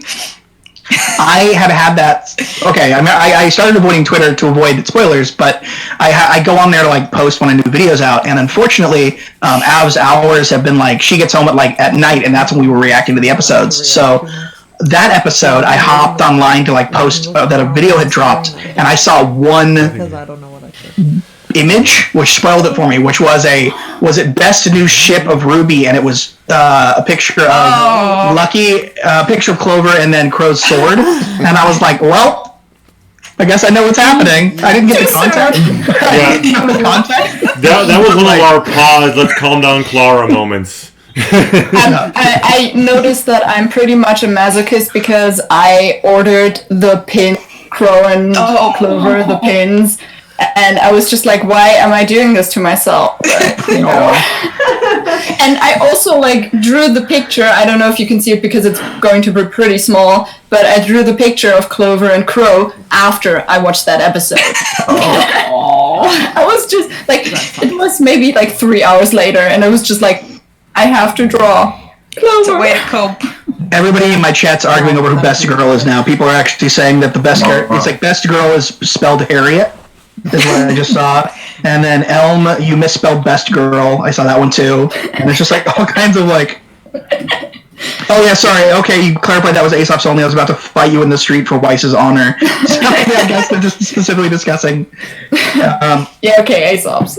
So again, from our chat, we've got Red Fox saying he's wondering what's going to happen when Aesop's gets the news about having a Clover. It may be interesting to watch that. And then Shannon was talking about how Clover was supposed to be opposite everything that Crow wanted to be. opposite semblance, had lots of friends, esteemed huntsman, and then even he is gone. But yeah, so he was supposed to be this. It is curious. What's going to happen when they find out? I actually haven't thought about that. I didn't think that they're going to have another. But yeah, they absolutely are going to have another confrontation up next season, and it's going to be a lot rougher. Wow, I didn't think about that. Holy shit! They're like talking about being professionals and not being friends, but especially in some of the scenes, I thought that we were seeing like between Elm and Clover, for example, there was kind of like a buddy relationship, and I think that's gonna hit them hard. Yeah, no, it's gonna be. Oh shit! Yeah, I hadn't thought about that. Oh man, that's gonna be really insane next season. Basically, excellent. Clover's luck helped them. Yeah, they lost their luck basically. But it makes me wonder, how good luck could he have been? I mean, come on. Well, Crow countered it. Yeah, that's the thing is Crow countered it. So when they were in each other's presence, they were just two guys instead of like unlucky guy, lucky guy. They were two guys. So if he had not been with Crow, that like basically never could have happened to him. They were just like. Because I imagine when he was not around Crow, he was more like Domino from Deadpool 2 or the comics, where like shit's just working out. Yeah. But having Crow around, so. Did you think that maybe Aesop did so badly because Clover wasn't there? It could be because they got used to Clover being around and giving them good luck. I didn't think about that. Could have also, been one of the best lines of the season was or the show, in my opinion, one of the best lines was that whole, we're the best in Atlas, and the whole you were. It's such a great line. So good. You trained us. I referenced the character from wrestling that he hates, that like walks around and like kicks off his flip-flops when he gets in the ring, and he's the more wrestling references. Oh my god, more wrestling references with you guys. That's okay. We have to deal with Matthew talking about Lord of the Rings all the time. Like every RWBY reference has something to do with Lord of the Rings. Okay. Doing reactions alone doesn't do that to you. Every reaction has something to do with wrestling. I only have my dogs. But maybe that friend that I binge watched RWBY with could join me in Volume 8. So there you go. Yeah. We had one other person join us for Game of Thrones, but he hasn't joined us for anything else. So, sorry, I was like, but he's not caught up. He's only seen up through Volume 3 of RWBY anyway, which I made him. So that escalated quickly. That's what true friends do: make people watch RWBY. Yes. Yeah. Father's Day. I have spread it all over. Last year, Father's Day is how I got them to watch RWBY. Yeah, nice. Yeah, entirely this entire last week was just like, okay, you're gonna watch RWBY now. When actually, way back on the channel before I started RWBY, we actually sat down a couple years back or whatever, and we sat down and we were like, all right, we're gonna film a RWBY, and we filmed episode 1 with no context really, and we were like, no, we're good. We didn't like it. We were like, oh yeah, we didn't know the backstory or like any of the development or anything. Yeah, so we were like, we didn't put it out. We recorded it. We were like, not for us. And then like way later, I was like, you know what? I need more content. I'm gonna react to a couple episodes on my own, and just on my own, and I just fell in love with it. And then eventually got her to react it. And I know people watching you back then. People can argue whether RWBY's anime or not. I'm not even going to get into that. But I had always avoided anime until I started watching RWBY, and now I really, really like it. I'm watching a bunch of shows now. So gateway drug. It is. I remember when you started saying that in your reactions. Get out of my head, Barb. Apparently, I guess Game Guy was tuned into the Reddit Aesop's AMA kind of thing they did.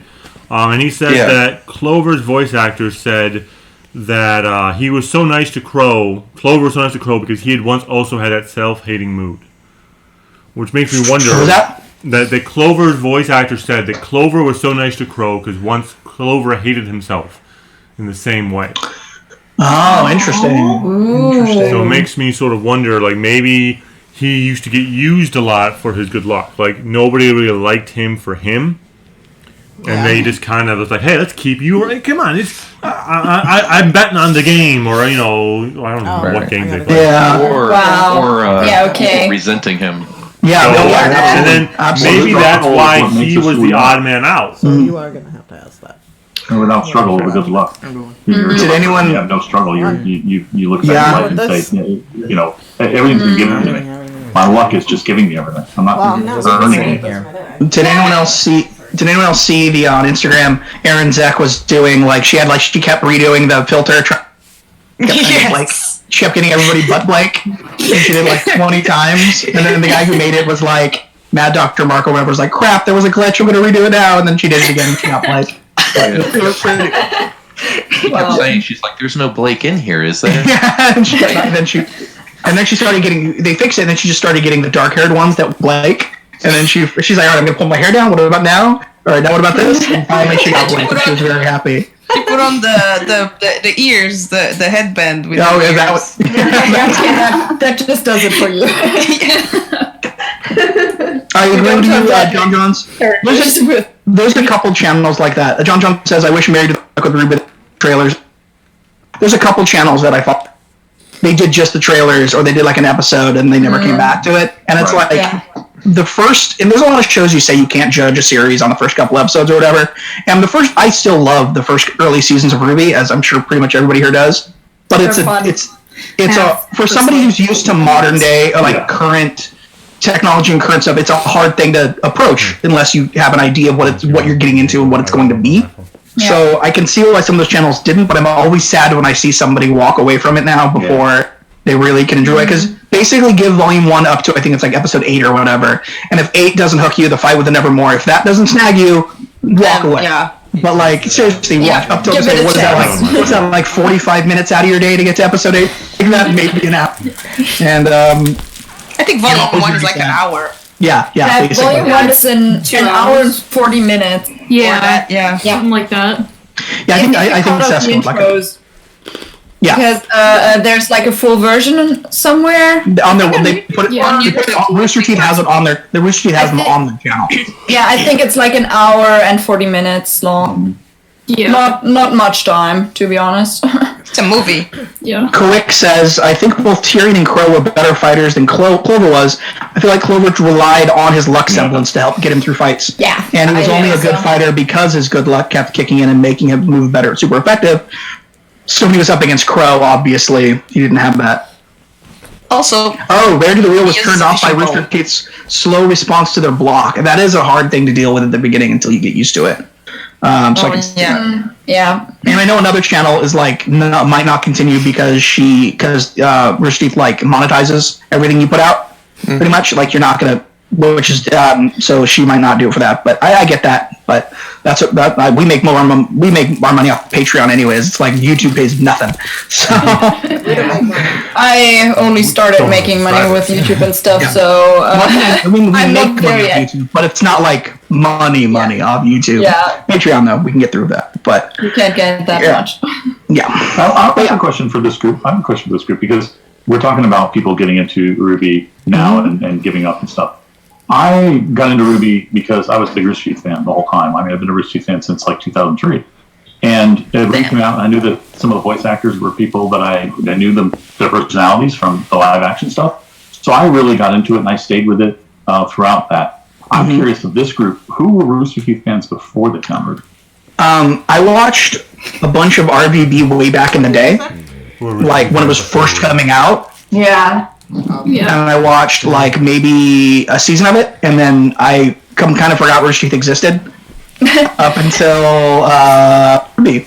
So, but now I'm a huge fan, and now I watch But honestly, I love RWBY. My favorite show they do is probably Always Open, and then the one that John hosts, where it's a ridiculous game show on the spot. But I love RWBY and stuff too. But Genlock, everything they do, I'm a huge fan. And their side channels, I love Funhouse. I love. Just as the megacorp that is Rooster Teeth, which is owned by the megacorp, which is Warner Brothers. I'm all about RTAA. I'm all about Yeah. RTAA. I quote that 24/7. I actually yell out the door when he goes to school because we watch the Achievement Hunter animated, and he'll be leaving the house, and it's 6:30 in the morning, and I'll poke my head out the door, and I'll be like, meow, meow, motherfucker! And I'll shut the door. My neighbors, I swear, don't think I'm insane. I swear. Well, I've been. Let's put it this way: I was a fan of Rooster Teeth back when the Rooster Teeth comic was still a thing. Like I used to check every week. He old. No kidding. I found Rooster Teeth when they were doing seasons 3 of Red vs. Blue on something called Sumo TV. With this Flash machinima site. I'm sure I got so many viruses from it. But so that's how long I've been watching it. For me, it started with RWBY, but I didn't really. I watched the Red trailer first, and then I forgot about it for 2 or 3 years, and then I watched the rest because a friend showed the Red trailer to me, and I was just like, yeah, fun. And now Okay. And yeah, but then I. Brandy will be back. She's Red run vs. off Blue, to pick up our daughter. What? Brandy will be back. She's No. running off to pick up our daughter. Okay. Now, Red vs. Blue, I watched like the first season, but I'm starting it now, doing reactions, like picking the spot of RWBY. So yeah, that's gonna be fun.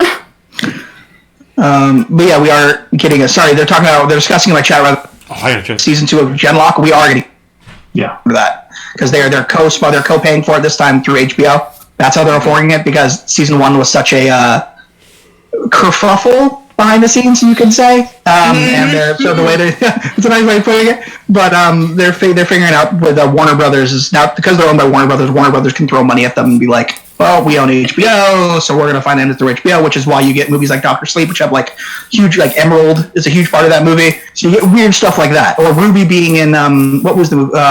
Ready Player One. You know, you get weird shit like that because Warner Brothers owns all of that. Yeah, for all of a half a millisecond. I still have never actually seen. She's there. I've watched the scene. I can't ever see it. It's like where's Have the you site? seen Dr. Sleep? Because like Emerald's a huge part of that. Like they have a whole part where like the main little girl goes in like a dream sequence and she's Emerald. Yeah, we didn't get a chance to watch it. I didn't watch the movie.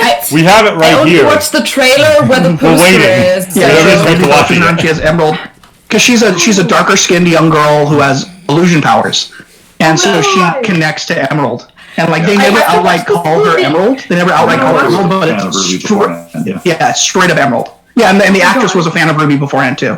So yeah, it's super cool. Okay, I have to watch this movie. Maybe I'm going to react. It's the sequel to The Shining. So I watched The Shining. So. Yeah. But yeah, sorry. Who else? Other people have to say whether they were fans beforehand. So for Rooster Teeth, rather.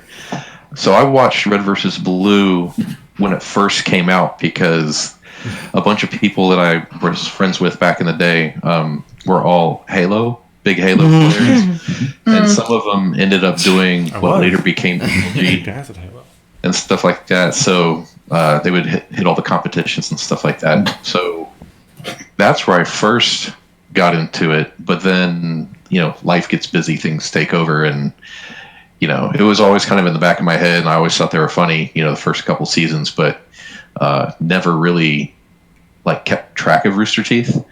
And I saw stuff for RWBY as far as shirts and things like that later on, but I didn't get into it until I actually heard some of the music for it that Jeff had written. And then I was like, man, if they put this much detail into this, then let me go check out an episode or two. I was like, and then it hooked me there, but and then you drag the rest of sirs and madams down with you. Yeah, how much of the show had you watched before you got everybody else to sit down to react to it? Because I know you were were you caught up except for the most recent season? Oh, I had seen all of it, and Gustav had seen that's what I figured. Yeah, why he was not in anything early on either. Okay, I figured it was something like that. Yeah, and that's like with us, Avalon's seen all of Fairy Tale, which I'm reacting. Certain shows, she's seen all of, so she's just kind of watching me react to that thing. Right, and Mary's does visual art, so I mainly wanted to show her because I was like, hey, I think you'd really dig this because of where it came from and how they started out and stuff like that. And then I think Mary, you said something about the first couple of episodes you're like, I hate it, and then 3 episodes later you were like, okay, no, I really like it because you were paying attention. You were paying attention to colors and animation styles. And stuff. Yeah, that was the thing for Avalon because she went to school for game art and design. She went to school to make video games, and so for her, it's seeing art like that is really jarring to her. Because because even when she plays video games, she can't help it. She will notice every bit of clipping and every bit of this and that. You will notice coloring. All of it. You will Exactly. notice if you will notice if one patch of color is off in this area. That's why she will needed see it. the silhouettes in the first season. All that stuff really threw her off because of it. And then she grew to love it over time. But I am a shitty artist and I know nothing about. I know art history, but I know nothing about actual. So it was much easier for me. But yeah. Alex. How I got into it? Well, because when I first discovered Rooster Teeth, it was through a rage quit that was on Tumblr, and I was so it was so funny. It was one of the Impossible game ones, the one where it was like Swiss fucking cheese, god damn it! That line stuck with me forever. And then I went onto YouTube to try to find it, and then I just fell down the rabbit hole of just rage quit, and I developed a huge crush on Michael Jones. And then I found out that he voiced the character in RWBY, so I watched that episode in Volume 1 because that was all that was out at that time. I watched the episode where Blake and Sun were fighting Torchwick. So I never had that reveal for Blake being a Faunus because that was the first thing I saw. But and then I watched it, but I wasn't super into it until it was after Volume. I don't remember which volume it was, but it was 2 years ago. So I guess Volume 5. I was following a autism Tumblr blog, and I saw someone was like, "Oh my god, my newest special interest is RWBY," and I was like, "I watch RWBY," and then I started talking to her, and then I just fell down the rabbit hole of it being my main special interest. So now I'm just it's my life. I love RWBY. It's great. Real quick, I wanna respond to somebody that's somewhat connected. They mentioned there's another channel that has started reacting and then stopped, and that's the channel Struggle Nation. If you haven't watched Struggle Nation, their stuff is amazing. But yeah, M-Dog and they started it, and a Struggle Soldier, and they started reacting to it, and then basically life got in the way, and I got him tickets to San Diego Comic-Con this last year, M-Dog, so he came down and we hung out, because we go to Comic-Con every year, and we get tickets, hotel room, all this stuff, but he came down and we hung out that weekend, and that's actually one of the questions I asked him, because I'm like, alright, why did you guys stop reacting? He's like, god damn it, we get this question on every video, and he was explaining that just life got in the way, and then it just kept tumbling. It's not that they didn't like it, because they really did. But then it's just one of those things where oh, cool, no, this is the way I'll react to it next week. And then another thing happens, and another thing happens, and then suddenly it's been 2 years, and you haven't put up a reaction to it. And it's something that now that he lives on the West Coast, and the rest of them still live in Philly, so it makes it even harder. So that's why people are watching who are seeing this, why they haven't, because I specifically asked him, hey, now that I've got you here, where are your RWBY reactions? So that's why. And he's a super cool dude in person too, so people should watch the channel if they don't. I remember those too, because I watched through a bunch of those. They're so great. But yeah, it's always weird to me, when I'm looking through old reactions and I'll follow a channel. This is completely separate, sorry. And I'll follow a channel and I'll watch all the what happened to them, and my imagination will wander, and there's all these ghost channels out there, and sorry, that's completely separate, but it's so weird to me. Who else hasn't answered yet? Captain? I don't think you said when you I haven't said anything. No, I wasn't a fan of Rooster Teeth before RWBY. I think the only thing I watched from them was that Sims short they had. I don't remember the name. Strangerhood? I think that was it. That was the only thing I had watched before RWBY. And then someone in college introduced me to the red and the white trailers, and I was super hooked up. And then I had to wait a couple months for black trailer, and then when the yellow trailer came out, I was all in. And I watched Volume 1 and 2 live. I should have started reactions back then. And then when 3 started with the whole Monty thing, I took a hiatus that was supposed to last a couple months, but then it turned into 3 years, and I went back to it last year, last February, I think. So, yeah, a year ago. Yeah, that was something similar, because I watched the first 2 volumes, and then life happened, and then one day I was like, hey, Rooster Teeth, and I went back in, and it was Volume 5, and I was like, oh, I had to go back. I'm like, oh no, Pierre dies, and all that. And speaking of reactions, I wish last year when I introduced them to RWBY, we had a reaction channel because then you could have watched them react, and we've been like that's the sort of our line of bridge reactions. If anyone watches on our channel, where it's just pretty much I just was staring at them the entire time, like. I love reaction channels because she Avalon she can assure every time we react to a new episode for something we're like, all right, new My Hero's done or new Agents of S.H.I.E.L.D. or whatever, I'm immediately right. Okay, who else reacts to it? I gotta watch it right now, and I'll just go through and I'll watch everybody's reaction to it that I can find for any show that we're reacting to. I love this genre. I wish I had found it sooner. Because I would have been hooked up on these videos like 5 years ago. Or more. I even love I love less for RWBY and more for really, really big shows, but I love reaction channels that aren't in English, as weird as that might sound, because I love seeing the exact same emotions from these moments where you see the show and you're or trailers. It's really big for trailers and stuff, and you just see someone freak out over the same thing you freak out of, and they're on the other side of the world, and I'm like, that's so cool, I love it. I don't understand you, but I do understand. Yeah, exactly that. The emotion is still there. Yeah, exactly.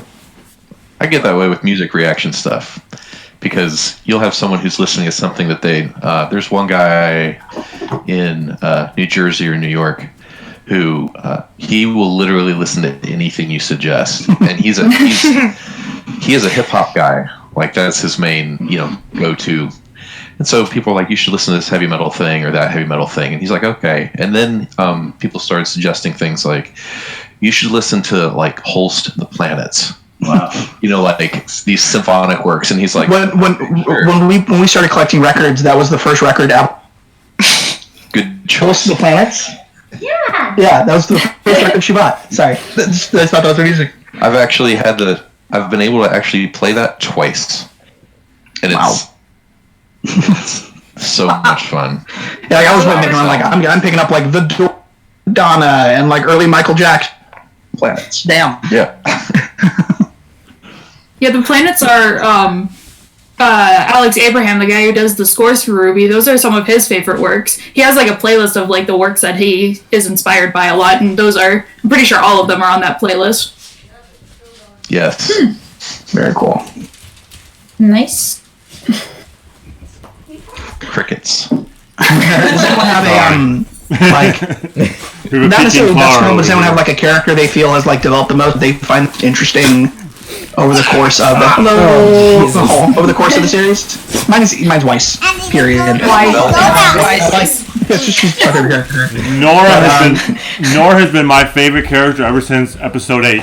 That moment she launched off a pair of shield into the air and just giggled to herself. I was like, I like her. For me, it was actually I thought Weiss was kind of I thought she was kind of meh, and then I did my first soundtrack reaction, and I got to her song, and I was just like, nope, she's my favorite character, and instantly I fell in love with the character, and she's been my favorite since. So it's the one that the loneliest girl or whatever. I'm best character. What was that? I'm fluctuating. Sometimes it's Weiss, sometimes Nora, sometimes Yang, sometimes Neo. Those 4 girls are pretty much the ones I'm always. Oh, Dean, interesting answer. He says Jean. A lot of people kind of shit on Jean. I think, especially nowadays. So Avalon calls him future husband. So Clara and Brandy's favorite is RWBY. John from Rooster Teeth also future husband. As is a lot of you. And I have to keep reminding her that she has a current husband.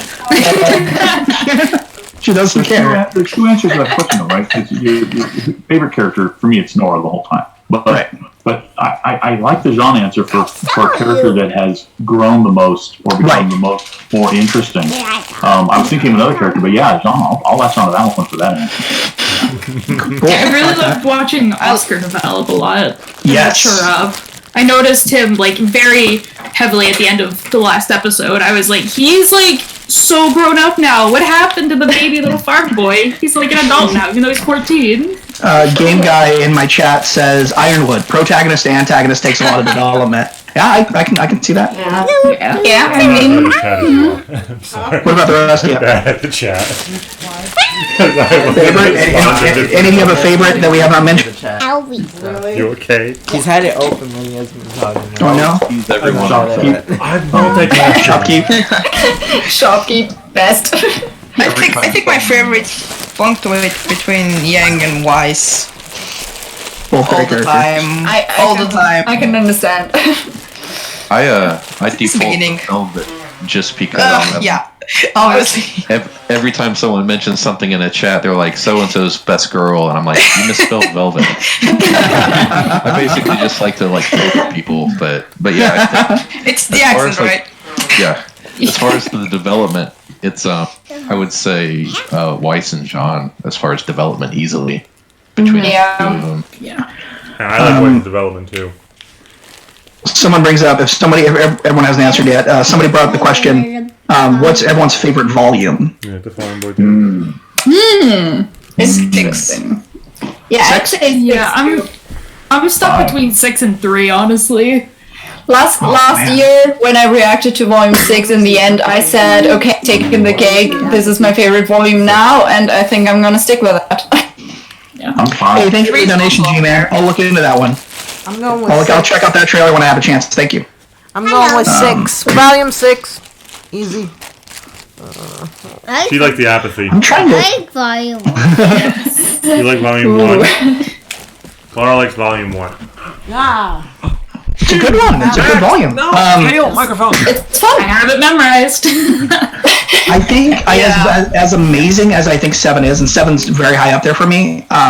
I think You like the one I think I have to with put 3 as my number 1, mainly because it was such a shift, and it's really hard to pull off a tonal shift like that and do it right. 2 and And I think they accomplished that because it was a gradual shift in tone from the beginning of the season to the end.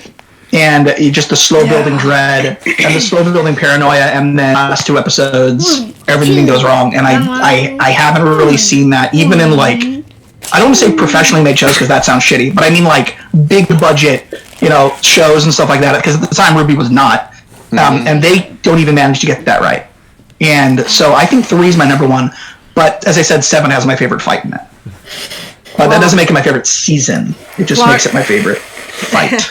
Clara changed her answer to 2 because of Zwei. Which is also Max's favorite volume because of Zwei. Zwei is amazing. Zwei! I have a Zwei keychain. Nice. We have a bunch of RWBY merch back there that people sent us for unboxings. Game Guy says to mention this for him. He says, Ironwood is my favorite character and Oscar is my second favorite, so the finale hit him really hard. I can see that. Oscar has had some amazing development that was mentioned earlier already. Agree with that. He's a fantastic. And also, as weird as some of the scene was, I found the awkwardness between him and RWBY. I found it really charming.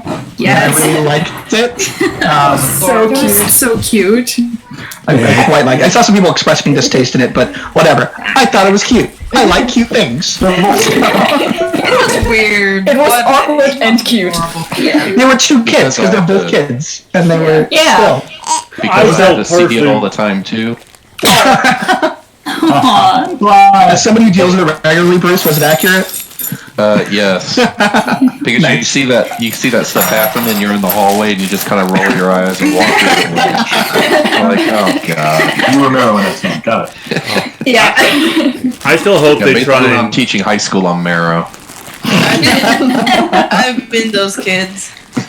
I hope they sort of keep it... Oh man, didn't hit you as hard as that hip fire shot. Rude. Alright, sorry.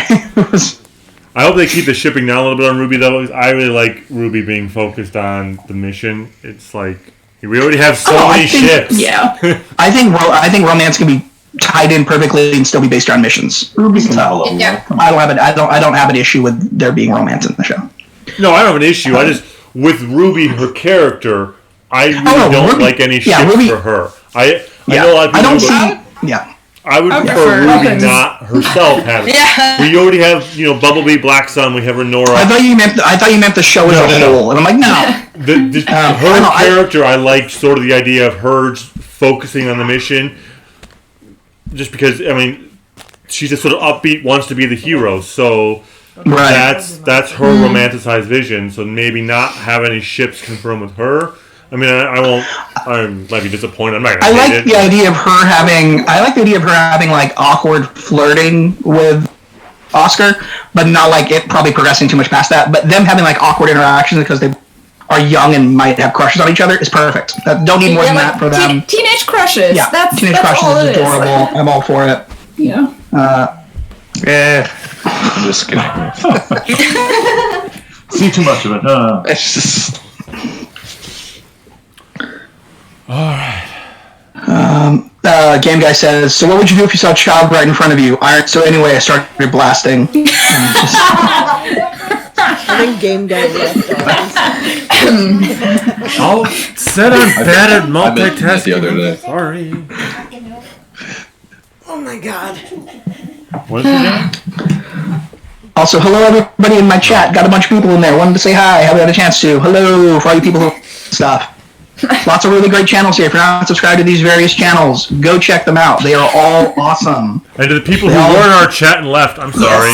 We have like different, viewpoints on the show. They all do people in the chat, and we're down to 6. Check the channels out. You are not going to regret and it. 2 of them is I only have us. RWBY right now, but I intend on having more. I'm saying. We had like 16 people in the chat and they were like very active, and then I left and I come back and it's like 6 and 2 of them are me and David. I'm fluctuating between like 25 and 30. So yeah, I'm fluctuating between 15 and 8. So you see, they all fled though because I'm so bad at talking. I'm like, I can't pay attention to both. Yeah. Ironwood went to the Anakin Skywalker School of How to Handle. Oh no! Shooting at people! Oh, Kevin Mason asks if I can list all the channels. Everybody list the people in my chat. Alright. Alright, okay, we have Surgeon Madams, Prince Alex, Hell's Mirror, Boden Maddox, Captain Obvious Chie. Is it Chie? Chie. Chie. I can say and StoryFNDM. I think that's everyone. Because we have 2 people from Surgeon Madams here. Check out all those channels. They're all fantastic. Yeah. Yes, we have a Sir and a Madam. Though there's much more of them in the actual reaction. It's like the mamas and the papas, exactly. Yeah, I know both Sterling and Matt, I guess, had been interested, but they both had work, from what Bruce had told me. Yeah. Wait, what I do? You told me that. Well, Sterling was talking about it earlier, but I know he had a gig, and you also said Matt had work, so I know a lot of people like tune in for them. Oh my god, yeah. So it's if there was ever a definition of organizing or herding cats, it was RWBY. Yep. Also, we had at least he was in the chat earlier. We had Dean Barry in our chat. You should check out his channel as well.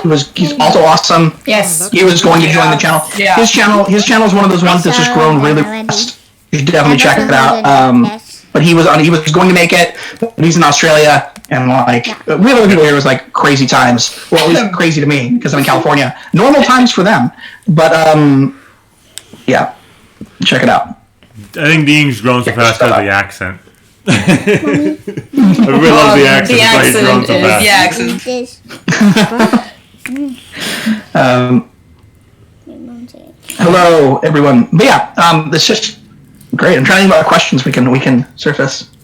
Yeah, my chat has gone pretty quiet right now. So mine is dead.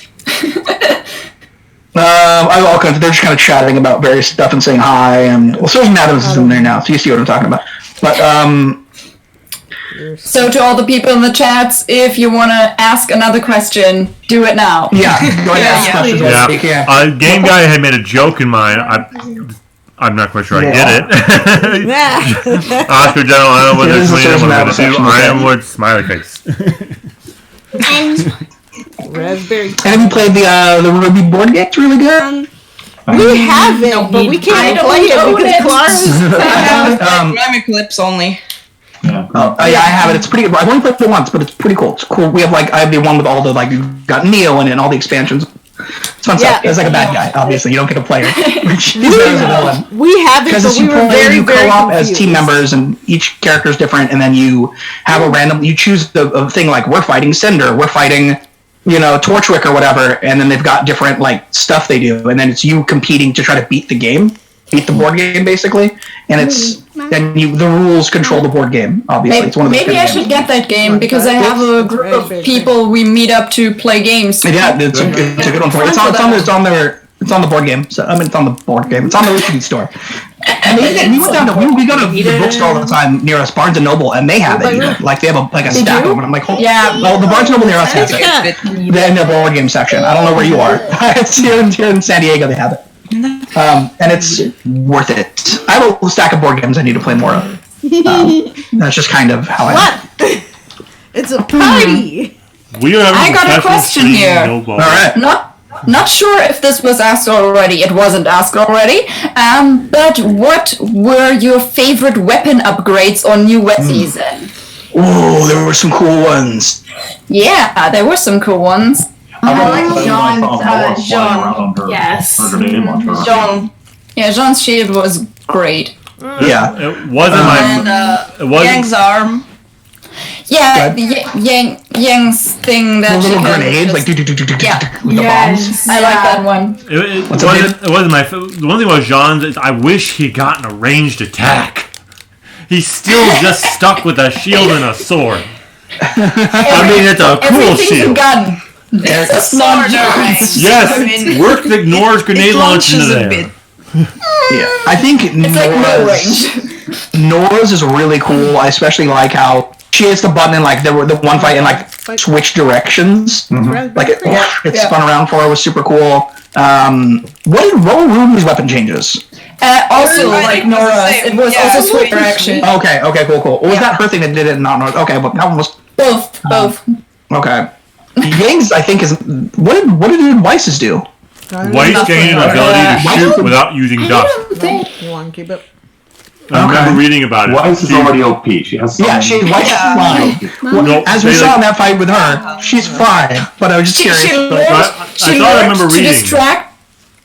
She learned to distract her enemy first and then summon, and not make the same mistake as she did with her. Instead of weapon upgrade, she just got. I don't think I like Instead of weapon upgrade, she just got more belts. Well, no, I was reading something about the time they had the. I like all never have enough belts. I like all the costume upgrades. Weapon upgrade. No, I was reading because I live on TV Trope, so I was reading on there. I guess around the time they around the time of the mind fight that versus the Centipedes, the Sentinels.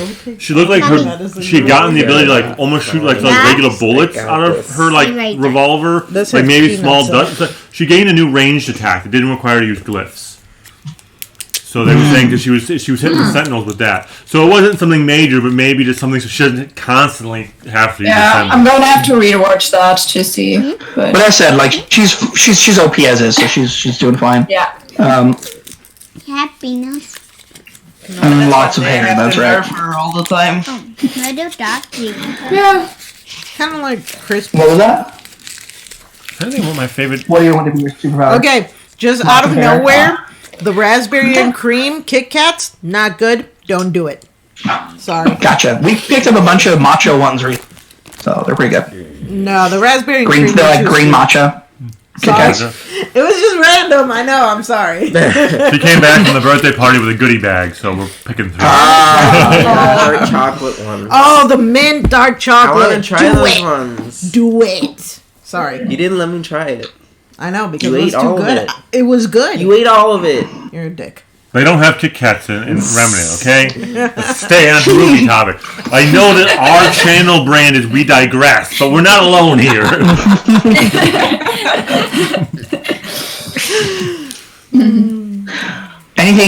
Anyone in particular next volume? Like, is there an interaction you want really bad? Is there a fight you want really bad? Yep. A moment for somebody? Like I said, Willow and Whitley talk. I kind of need that Schnee family thing to be resolved because that felt so open. Yeah, we need that. We're gonna move him so you don't get chocolate. I want Winter to, turn around. I don't need her to have like a full 180, but I do want her to like at least give Ironwood like a piece of her mind. Yeah. Or Salem. I still have hopes. Yeah. I want Tai Yang to show up. I just like Bernie. Yes, I was just saying, like, I don't see it happening, but some Tai Yang would be great. And can we get some Oobleck and some Y in my life? Oh yeah, Even Hazel, Emerald, and Mercury showing up. Just cut back to Tai Yang and him being like, it's been like 2 years. I hope my kids are okay. Watering the plants. Maybe he's finally done in the garden. Yeah, right.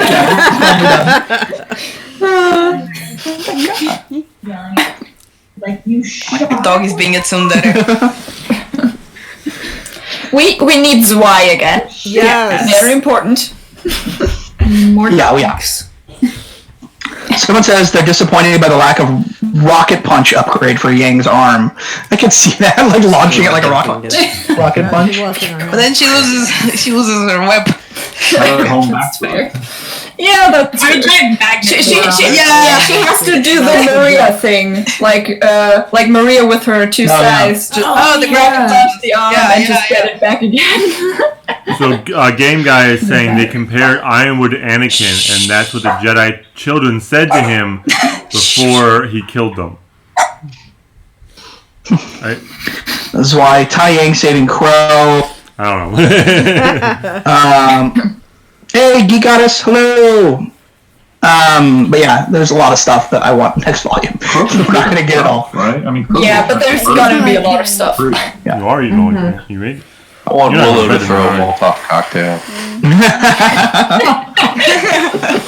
Yes. Throwing a vodka at Jack. So we have Chocolate Rob saying, how long until they get the idea to fly into Monstro and let Penny and Ruby go ham on the inside of it with a Jean boost? Which actually brings me to a question. Because it's the whale, she's Pinocchio. Yeah, that's the exact thing. Is that's totally Monstro from Pinocchio. In our reaction, she says that she can't wait for her to go Silver Eyes on his brain. One thing I'm worried about is flying monkeys because flying monkeys. Yeah, doesn't turn out well in Wizard of Oz, so worried there. I'm excited for that. Excited, but worried. General Biscuit says they're hoping for Zwiver. So, he also mentioned them getting a Jean boost, and that always brings me to a question I've always wondered. Do you guys think that the Silver Eyes could be boosted by Jean's semblance? Like, could we get mega Silver Eyes from Jean boost? I don't think it's aura, is it? I see that's the thing. Is it connected with aura? I don't know if it's aura connected or not. I think it's magic. I don't think it's aura power. Yeah, I think it's magic. Under his wing.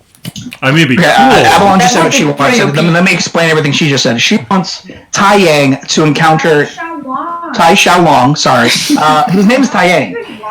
His name is Tai Yang. It's one name. Tai Yang Xiaolong is his full name. But she wants him to encounter. What'd you call them? Team Surfer Boys was Sun's team. Okay, Team Surfer Boys, and like take them under his wing and like do training, and then like show up with them. So. Which I'd be cool for, but like... Just let them wreck everything. Yeah. The question, does Penny really classify as a woman because the powers only go to women? Her orders from the guy who said she's a robot. They've specifically stated that she has an aura, therefore she kind of has a soul, which is how they define it in RWBY. Even though it was lent to her, it was given to her. It's no longer part of him. Right. So you could argue well, you can't really argue physics about it because it's fucking magic. But basically, he basically gave life to her and made her. She is a person. She's made of mechanics, but she is, by definition of what she has drive. She has emotion. She has personality. She has regrets. She has wants. She's a person. She has aura. I mean, then you could also argue like, could a transgender girl get the power or not? It comes down to like what counts. Is the point? Like, what counts? How far does it go? Yeah, so I think at this point it's clear that she counts as a I think it's a soul. Yeah, that's what it is. I mean, they prove it with Penny for, both the fact that she's not a real girl. In fact, she is a real girl. I mean, powers. Prove it. She may not have the not human, but she's a girl. parts, but Freya is basically the blue fairy. Exactly. Yeah. Yeah. Vengeance Cookie just said Zwei versus Cinder would be too one-sided. I mean, it's Zwei. Cinder's only a maiden. They clearly need help. Get Oblek there. Yeah. And then the Zwei cannon. Yeah. Just wait for Shopkeep to show up and wreck everything. Yeah, Quick says Shopkeep beats Salem single-handedly with the power of capitalism. He's got a monopoly. Like, he's been shown to own business. So. Yeah, it unites the world. It unites the world, right? Yeah. It's like Cabbage Corp. What is this? Rising of the Shield hero? Capitalism saves the day. Oh yeah, he's like the Nurse Joy of RWBY is what Avalon. Like, they're all clones. Yeah, they're all clones. It's like Patton Oswalt's character from Agents of S.H.I.E.L.D. There's just like, that's true. I agree, Terry. It's out there definitely for me. Terry says from writing through the best volume. I think it was definitely up there.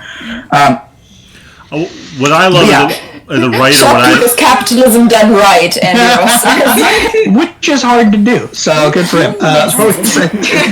One of the things I love, and this is funny because I was just thinking about it earlier when Mary was talking about being a graphics person and seeing the art. Being a writer, I love seeing. Like I remember how angry people were at the end of Volume 6, but then you see the plot lines all connect. I think so. They had to steal an alien ship; they couldn't get the permission because everyone has their own fan theory because they had to go to Mantle first because they had to distrust Ironwood. And I really love as we watch it seeing how much framework they've put into this story, and it's again that thing that just as a writer I'm just like there. Yeah, as a fellow writer, I can agree. Yeah. Someone's saying that there are really good points here about. Up until this point, we've only seen the power of the maidens, which was originally Ozpin's power, transferred by being taken, but we specifically saw the maiden give it by choice, like she chose the person instead of it being like the last person of their thoughts, which is a good point. Because he thought of his daughters. You could argue Raven didn't take it. We know she did. She coerced it, but the implication is that the maiden willed it to Raven, even though Raven coerced it. I actually I took that scene differently. I took that scene that Raven killed her. I took the scene that Raven killed her. Raven killed her, and the maiden thought about her because she killed her. Yeah, that's why Yang reacted so badly to. I withdraw. I took it closer to the way that was why she was saying after that, did you kill her too? Yeah. Like the girl you were before. I remember. I actually take it a little bit close to how Brent took it, where I don't think she killed her in a way that she either she killed her in her sleep or maybe she poisoned her. But I feel like she did build that bond of trust, and then she killed her. Right. But she didn't do it in a way of, oh my god, I'm thinking of my attacker. It's just that was who she trusted. Maybe she. I can see Raven just straight up doing it. I see it as like Raven. She might have built up trust, but like. Raven is, and I don't see her as a straight up villain, but she's. Well, and another thing that didn't occur to me until the Freya fight is, the Summer Maiden must have died recently, because Cinder and Raven were on equal footing, but Cinder couldn't touch Freya. A fully realized maiden kicked her butt. Yep. So then this summer, the Spring Maiden must have died relatively recently. You mean Raven Raven, right? You're talking about Raven being on equal terms. Yeah, well, we don't know how long Freya actually had the power. She could have had it for decades. Yeah, and the Spring Maiden ran away like a decade ago. They were saying that she was a fully realized maiden, so she's a raven, fully realized maiden. So she is Freya. At least was a maiden who fully come into her power. We know that, but so but fully realized raven. That's different. It could have been too soon. Sorry. It couldn't have been too soon for Raven because Raven is like 40 something, and there's like that age. Experience. No, but then there's the maximum age for maidens. I think there's a hard rule to start. I think it's maybe it's as young as it's straight like Genlock, where it's like you age out of it. Yeah. So well, I think it's because I think it's more just like they would prefer a maiden to be in their prime when they take it, unless like but I don't know. They haven't told us, so all we can do is give conjecture, which is fun. But I'm just saying, like it's all purely conjecture. Yeah, someone's saying that John Ron says Raven had the power for less than 10 years, probably. I was like, all like, 30 something. Like, She's probably I don't think she's. It was at least recent enough. It's at least recent enough that other people weren't aware she was the maiden. We're yelling over everyone. They knew the previous maiden, but she was young when she ran off. They said that maiden was a girl, basically, when she ran off. And I know Raven tried for years to try and toughen her up, and she never learned. So, I mean, I don't think it was like, 20, I don't think it would have been as soon as, like, when the girl started in Volume 1 at Beacon. But I don't feel like it was also that long ago. It definitely, because they were on equal footing. I mean, that was also a great fight. But, like, Freya would have destroyed them both in a fight. Yes.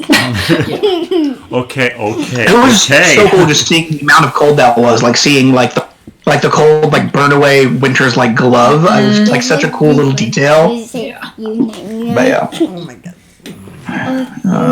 Do you think the gods will be summoned at the end of the show? That's what Salem hopes. Yeah, that's what Salem wants. That's Salem's whole plan is because she wants everything to end. So she wants to. Yeah, she wants to. That's the whole thing. So she wants to get the items together, the relics, so that the gods can be summoned, find this world not to be worthy, and destroy wipe it. out. Yeah, that's what she wants. Yeah. I want more Team Strike. I agree. I want all the Team Strike. Give me Team Strike stuff. As long as the world exists. Or Stroke, however you pronounce it. STRQ. I want it. Stark. Thank you. STRQ. Whatever. Stark. I've never really heard it pronounced. So Stark. I want Team Stark stuff. Yes. I want Team Stark. Yeah. Ty and Raven showing up again is Summer. We need to see Summer's weapon, and we need to see Ty's weapon, we need to see Ty's semblance. Yeah, because Ruby took her scythe idea from Crow, not her mom, so we don't... Yes. Yeah.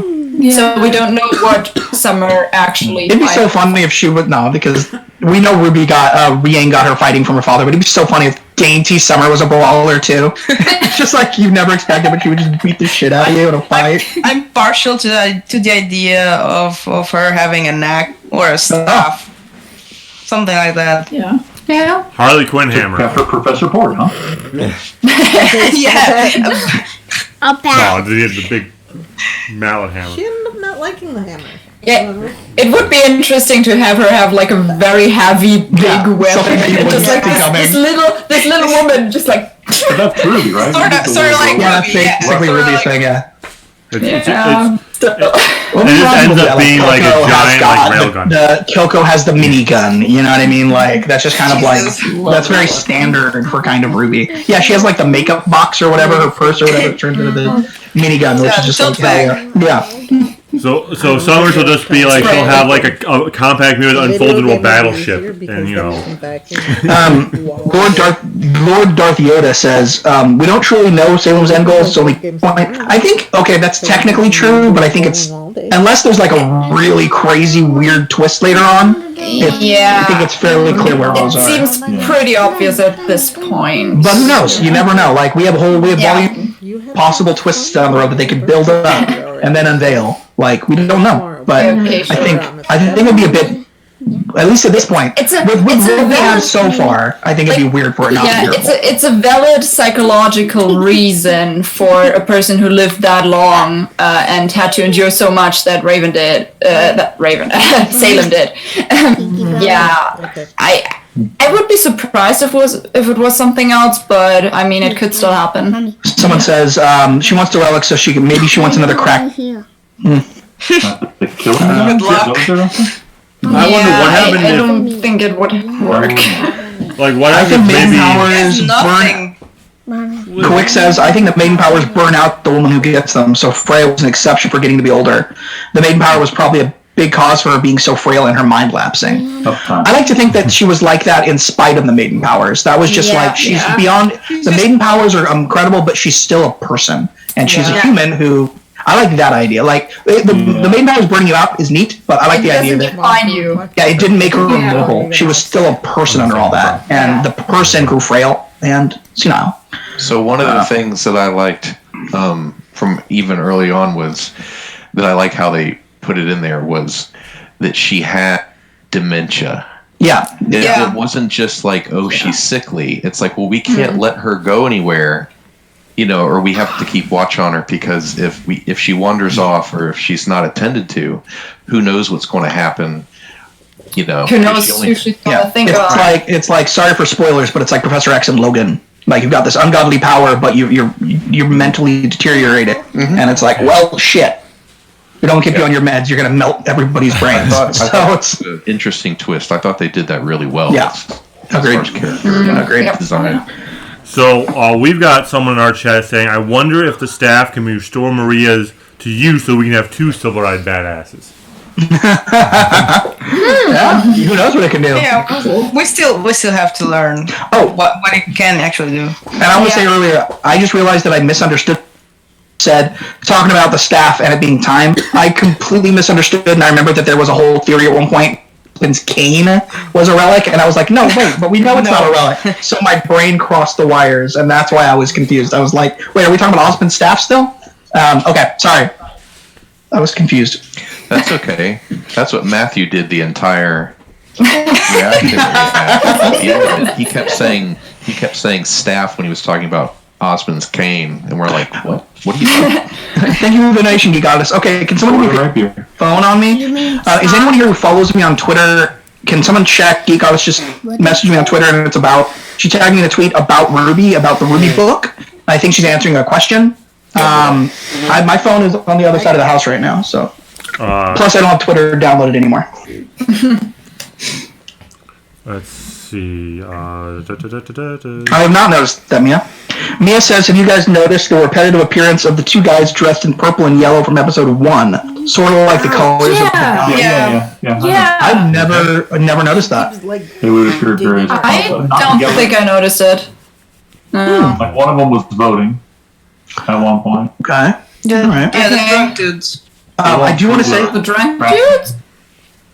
Yeah, I want to say the drunk dudes did reappear. Yeah. I want to say real quick that I loved a lot of even the really minor characters. This, especially in Robin's gang, had amazing semblances. Like, yes. They were so cool. The part where they kidnapped the truck that was. What was she doing? Was she dissolving that truck or capturing it? Or we don't know, but it was cool. Maybe it was like a hole or something. It looked like she stored it in her glove. I think. It's pocket hand, I think is the name. Yeah. She like. So she just. She Ant-Manned it. You know what I mean? You said someone tagged you on. I did not. You did not? Okay. Just give me a minute. I'll be back in a minute. Okay. 1 second. Did you have love? Quick, while Barbara's gone, let's all leave. I like the profile picture. Oh, we'll probably switch back to the other thing. I'm on your Twitter, but I'm not seeing anyone who tagged you in it. Yeah, we aren't seeing the tweet, Geek Goddess. Okay. So again, I'm not on Twitter. So Chocolate Rob is saying in our chat that maybe Salem thinks she's now strong enough to take the gods on because she's fused with the Grimm pools for so long. And he also says, how about putting Emily Tower on top of Atlas and then raise them both at once, best of both worlds? Parentheses, if you're not Mantle. Yeah. I think that would probably be Iowa's plan in the end. I can't see anybody would think that she'd want to take on the gods because all the powers that she has come from the gods. Yeah, absolutely. I don't think that's her goal. I think her goal is 100% she wants to die. Yeah. I agree. I mean, like, she was around the whole time between the whole of humanity dying and Osmond reincarnating the first time. Who knows how long that took? Who knows how long she actually had to be there alone? It estimates basically for like the entire, like, pretty much. Like, she's been here, she's probably millions of years old at this point, or the equivalent. She's damn old. So yeah, if she just wanted to fight the gods, then why would she be wanting to divide everyone too? Like, that's like she wants them under her to fight the gods. Yeah. Well, I think she was dividing everyone because pretty much that was the only way she could break through Ozpin's maneuvers and get the relics. She's dividing everyone because if she doesn't, there's the humanity's too powerful for her to steal the relics. So if she divides it them, also ensures they'll fail the test, which is the big deal. She's trying there's to that too. He needs the world to fail the test. Yeah. Yeah. I don't remember. Yeah, and seeing everybody fight each other is. Go ahead, Bruce. Sorry. I don't remember who this was, but someone had brought up that they were thinking that she wanted to get the relics so that she could be godlike herself. So she could utilize the 4 relics to then make everything But, the way I mean- she wants it. But she knows. Does know that the gods are summoned when they are put together, so... Well, that doesn't mean you have to put them together. That just means you can utilize them separately and have total control over everything. Remake everything the way you want it. At Film Geek Goddess. Check that Twitter. And thank you again for the donation, Geek Goddess. At Film Geek Goddess. And that should have the tweet. I think Salem made the Faunus. Interesting. Yeah, we still don't know how the Faunus actually, like, came to be. Yeah. They were just there. Yeah. Osmond was gone for a while. Like, when he came to, like... Millions of years ago. Yeah. And they had, like, developed separately. I love that. That episode was such a surprise last season where it was suddenly like, oh, guess what? We're getting Salem backstory. It's like, oh, shit, yes. And, like, the whole episode just being the backstory, nothing else. That was one of my favorites. Like, well, that was because I watch everybody's reactions for every episode, but there's certain key episodes where I'm like, can't wait for this reaction. Okay, that was one of them. Yeah. Okay, great. What does it say? Okay, so it's a picture from a section of the book. It says Salem is very different from Team RWBY's mortal antagonist. She's a malevolent force that has existed for millennia, and her citadel overlooks a wasteland dotted by inky blah blah blah. Got it? Okay. Salem seeks to possess the 4 relics and absorb the powers of the 4 maidens, crushing Osmond's resistance to rule Remnant as its Dark Queen. Oh, okay, well there you go. Okay. That's why she's sending Cinder to get all the maiden powers, too. The book is considered canon, yes. Dang. Well, I guess that's the way it's going to be. Okay. Cool. Why did we blow You know what she wants. We don't know how it's going to go. Why we blow her mind? What happens when you bring the books together? Do the gods pop out DBZ style? I think the moon pieces that fell with gods' influence created Faunus and dust. Isn't it funny the gods have Faunus traits? That is very interesting. Plus, Salem's curse relies on her not learning the important death. If Salem wants to die so badly, you'd think the curse would lift. That is a really good point. That was her entire... Yeah, you're right. Like, if she really did want to die, that means she would understand between life and death, and it would kind of lift by itself. So clearly, she still hasn't learned that. Ooh, interesting. That's a really good point, Game Guy. That's a very, very good way to put it. Salem has got to be on the Dragon Continent. The fact nobody in the universe acknowledges it has to be important. Huh. What about the theory? Who else thinks this? What about the theory that, and I think it's common, but maybe I'm wrong, that the way Salem will be defeated in the end, of course, is Silver-Eyed Warrior, RWBY, presumably, will remove the grimness from her, and she will become a human.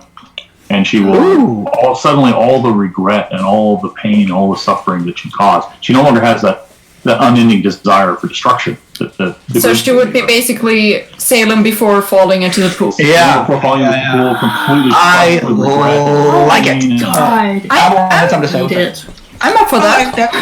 I like that, but Avalon says the Dragon Continent isn't a continent; it's just a giant Grimm.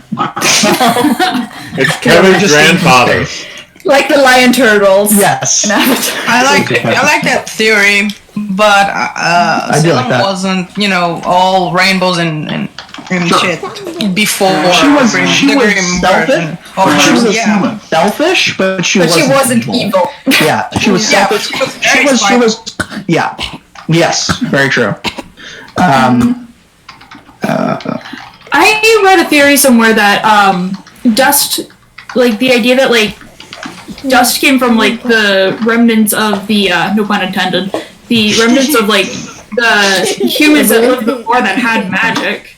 Right. I think I'm pretty sure they named the remnants for exactly that pun. Yeah. Exactly the pun they were going there for. We did see them turn into, particles of dust, so maybe it's settled. I thought that was Maybe. Yeah. There too. I think they might have said something similar in one of the Sometimes there's people here who say stuff. those little videos they do. The that they used to do. The World Remnant videos. Yeah.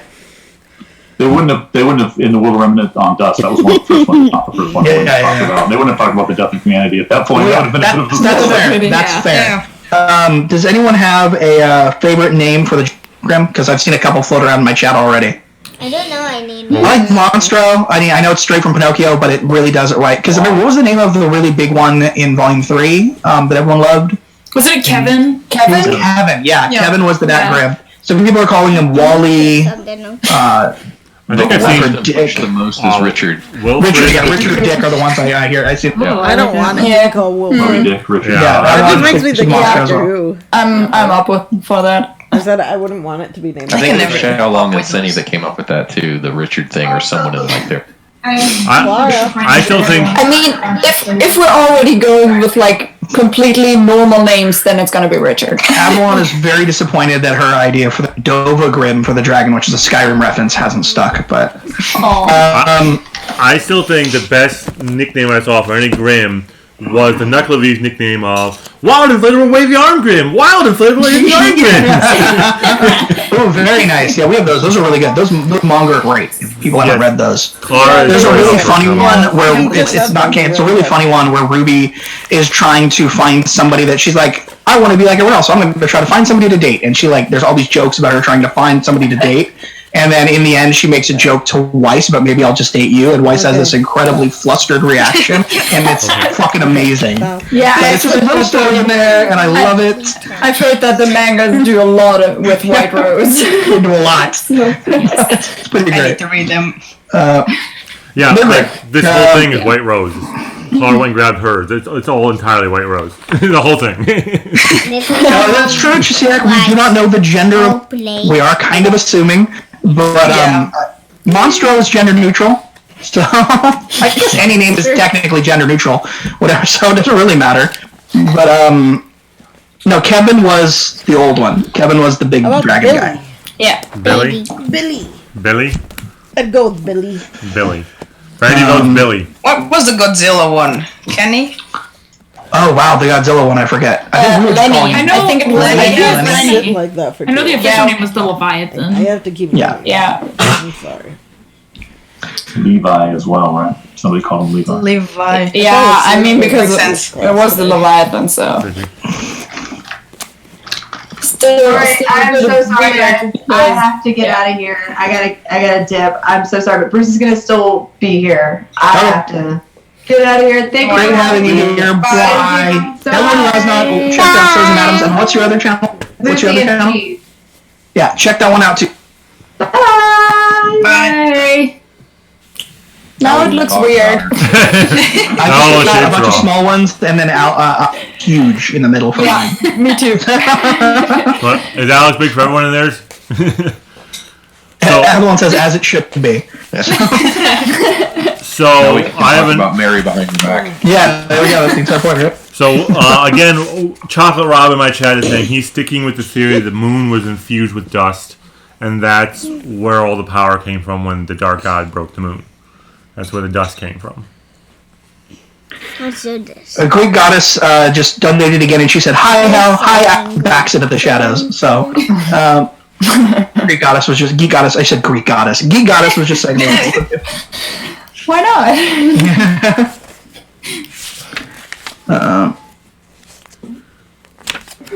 But yeah. Ew, Now people are discussing in my chat on whether Grimm have genders.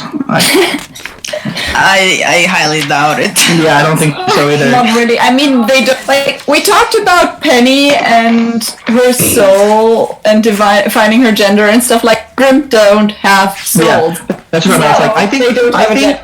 I think if a Grimm's mutation or purpose had something to do with gender, maybe like you had some kind of like succubus or incubus Grimm, maybe. But even then, that'd probably be shifted, and whatever it needed to be that horror aspect. But no, I don't think they do. Yeah. Well, I would think if they ever did humify, why not all of them? Grimmified humans would probably definitely have a gender. But that's that's different. That's the only example of that we've seen so far is Salem. Salem. Not Salem. Cinder. So that's the only example of that. Yeah, and she's Grimmified. She's not Grimm. Yeah, she has the Grimm arm, and she's affected by the silver eyes because of it. Mm-hmm. What's hot and useless? I hope we see hot and useless again. Is that one of the? Ships that I'm not aware of? I think hot and useless is Sun and Neptune. Yeah, I think so. Yeah, because they didn't do anything in the fight in Volume 2, and they just ate noodles. Yeah. Noodles for like dropping badges. That's another thing that I really, really want next volume. The other guy, Emerald specifically. But what was? For me, you just cut out Mercury. Thank you. Yes, Emerald and Emerald Mercury. and Mercury. Yeah. Emerald and Mercury. I need them next volume. Yeah, definitely. Like Hazel, Emerald, and Mercury are like my little family in the evil faction. I want them to be a family because they both, like Emerald and Mercury, both have like issues, like parental issues, and I want Hazel to take care of them and adopt them. Yes. And run away. Yes. Yes. And at least Hazel isn't trying to kill everybody. He just wants to kill Osman over and over and over again. But still, that's Hazel. rude. Someone just said hot and useless. You mean Cinder? That's rude.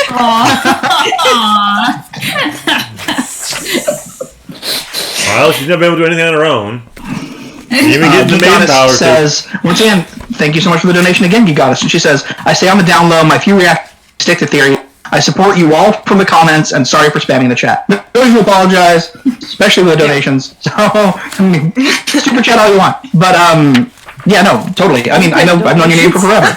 So we don't have a system. I mean, we take donations, but I don't think we have a system, right? I think again, that's got to be like, you got to be cool with YouTube. We don't have enough subscribers yet. Get enough subscribers, we'll take donations. The fact that Cinder's Grimm arm is spreading. Yeah, Cinder's Grimm arm is spreading. If anyone else has noticed that as well. It's consuming her. Because the first time we saw it, it was like down there, and now it's up to her shoulder. Yeah. So it's growing. It's growing. Neat. Yeah. Well, it probably She's just gonna be calm down, Venom. What was that? it's probably just like actual Grimm, where it feeds off of negative emotion. Well, what kind of Grimm would you want her to turn into if you could pick? She'd be a unicorn. I don't want her to suddenly. She should just be like, suddenly she's a giant bear. No, she should be like her own type of Grimm. Come on, she could be an apathy. She could be an apathy. I love the idea. I think she cares too much for that. Yeah, she's too emotional. Well, what about a Knucklevi then? Oh, darn it. It's doing the thing again. I say Knucklevi. No. Oh, good question. She could be the new Knucklevi. Who's gonna be her whole? Or Neo. No. Her ass right off. That's what Neo would do. No, she would be Emerald. Yeah, it's a great comic. Emerald would be the horse. So badly. Like, Emerald is ride or die for Cinder. No, not right. Why don't you look at it? Quick says it's like a scab that will never heal and will keep getting worse if Cinder doesn't stop picking at it. Well, I think it was winter. Even with the idea of Grimmified Summer, I think it'd be awesome if she turned into a Grimm with like a creepy baby doll mask. Ew! Like a porcelain mask. What is wrong with you? And that's like a good What's wrong with you? If you did Grimmified people like that, each doll mask could be different. So like they had a Grimmified Summer, you could have a doll mask with no eyes. I think in my chat, Mandalore 1258 is saying Cinder turns into a banshee. I think that Jessica's only rule is that her character cosplay. So I'm sure whatever they do, it'll be someone that do some awesome cosplay. It'd be so creepy. It's Going to that awesome. tie into the comment that Jim made to her about don't let it control you, you control it. Oh yeah, absolutely. You can control it. Very much, absolutely. Yeah. She looks like a Geist who didn't cover her arm. Yeah. Well, yeah, the growing back of the arm did pretty much resemble what we saw in Volume 4 in the beginning with the Geist Grimm. Yeah, young one did it. Yeah. Yeah. Yeah, I mean, there's just so much that I love from this volume in previous volumes, and I just can't wait for more. And I always kind of just check every now and again. And there are other chapters slowly picking up RWBY, so there are new people entering the Reactors verse, which I really like for RWBY. The Fandom which is super awesome. And I just hope they manage to avoid some of the. I'm not putting out any specific parts of it as toxic, but there are some very toxic parts of the Rooster Teeth. I wouldn't even call them parts of the fandom at this point, but there are some very toxic forces that I just know can kill people. I mean, at a certain point, somebody is not part of the fandom anymore, and they're just somebody hating on it. And that's not just somebody who has issues with it, but somebody who's like actively a force against. And unfortunately, Rooster Teeth has a lot of them right now, especially RWBY. Okay. And I just hope that these new people manage to, because that's killed certain shows. Like Avalon was reacting to Doctor Who on our channel for the first time. She never watched it. Reacted over time on the channel, and it was without a doubt the most toxic comment section we've ever had on our channel. Wow. Where people coming in from Doctor Who and like, yeah, we had some really cool people, but the negative part of them were by far the worst. Yeah. And eventually got her to just stop watching the show. And I just don't want that to happen to people coming in to RWBY and stuff. Oh man. That's what you're just worried about. That's the upside for us because I'm the one that basically handles uploading the stuff on YouTube, and Sterling's in there quite a bit too. And Sterling and I, between the two of us, we just don't care. So someone can rave all they want, and we're like, I'm cool with negative comments, like 99 point. I'll just laugh and delete it. And every now there's just that one. Maybe you had a rough day. Maybe something happened. There's just the one comment that just sticks with you. And it's just, I don't think we've ever had a negative comment because we don't have that many followers to begin with. But like when David gets that like thumbs down, he's like so brokenhearted. He's like, "What do you think it was? I think I swore. I don't know what it was. Maybe it was me." It'll happen. I mean, you can't focus on it. Like you will 100% get shitty comments. You'll 100% get downvote. Like, I think he'd our most rather have downloaded videos are movie reviews where we're like, or trailers where movies were like, we liked this movie. Like, I think our most downloaded video ever was for, Force Awakens, the one in the middle. Remake. Last Jedi? Last Jedi was the most recent one. It's the one before Last Jedi. The Ghostbusters remake into that year. Oh yeah, sorry, for Last Jedi. We enjoyed Last Jedi, and it is 100% our most downloaded video of all time. And also, we did a review for a video. Actually, it helps negatively impact you. It helps you. It helps the algorithm. Shitty comments and downvotes help a channel's video. It will get your video noticed quicker. It's the reason that song Friday is like that girl has made literally millions off the video because everyone like shares it because they think it's so bad. They downvote it because they think it's bad and they comment to make fun of her. She's made literally millions. Yeah. So I mean, like many of the negative, like I don't get many negative comments, but the most of them are not actually because of the shows or something like that. I had a commenter who was like, I don't know, asking me if I was a Nazi because I was German, and I was just like, what the fuck is wrong with you? I'm sorry to hear that. No, that was just bad. So nah. It's like we'll get negative comments. I didn't actually get that many. Like we'll get negative comments now and again, but she'll always get them worse just because she's a girl in a nerdy fandom. So like as shitty as it is, like she'll always get targeted much more than me. Or there'll be the opposite comments with like, what the fuck is she doing with a fat guy like that? Which ones that I laugh about most of the time. But like you get different comments. You get different kinds of things. And it's shitty and stupid. Someone asked if we go ahead. Andy Ross is giving pretty good advice there. Only way to mitigate negative comments is to keep putting out positive content. You'll still get some, but you attract more viewers. That's why we refused. That's a nice advice there. We refuse to put out reactions to things that we hate. We literally didn't put out reactions to the last 2 episodes of Game of Thrones because we didn't like them, and I didn't want a video that was because there's enough of that shit on YouTube. So like, if we watch a trailer reaction, we don't like it, we'll just not put it out. So it seems like we like it all. It's like there's shit we don't like. We just don't we don't focus on it because there's enough of that. I'm reacting to Rick and Morty, and people are telling me like, you don't laugh as much as I want you to, and stuff like that. Yeah. I don't have to laugh at every joke. Just kind of have you have more naturally kind of stoic reactions. It doesn't mean you're not enjoying it. It's just how you. Yeah. Have you just tend to snarkily. You tend to snarkily like. You'll just tend to snarkily respond to something, and someone will think that means you hate it. Like, Avalon loves making fun of stuff. That doesn't mean she doesn't like it. Like, people were getting so mad during... So we were watching My Hero, and she like gives every character like some ridiculous nickname. Oh yeah. And everyone is like, there are people like, oh, that means she hates the show. No, she doesn't.